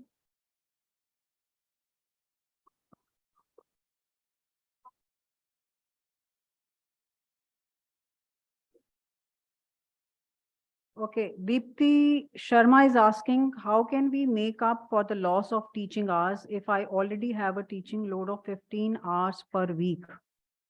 Extra class on any day would shoot the permitted limit of allotted hours in weekly basis. So Deepthi, because you have not written institution name, I would request you, because I am not carrying my sheet here to know that from which institution you belong to. If you are listening to me, Deepthi Sharma, then you tell your HOI to write me the lectures that you have taken, the date of your joining, what is the course given to you as per LTP, how you are getting these 15 hours per week, because 12 hours per week is the scenario. But 15 hours definitely because billing allows us till 15, so you might be getting 15 hours per week. But to extend the billing from 15 to 20, HOI has to write to me about your joining date, and in case you have not conducted the classes in any of the weeks in between, the reason for that. And accordingly, HOI's recommendation for extension till what? 15 to 18 or 15 to 20, that will be verified and will be approved. I hope I have answered you, Dipti Sharma. Next is, how long a VF can be late? What are the penalties of VF is? VF is late for 5 minutes. I am not understanding this question, but I have already shared, Samaira Shahid, that 25 minutes if you're late in a class, that class will not be considered. But you should never be late, because now our students are not late. We are not allowing the students to come after 15, that is at 16. So you are not even allowed to come after 5 minutes. You should be on time in the class. Samaira Shahid, I have answered your question.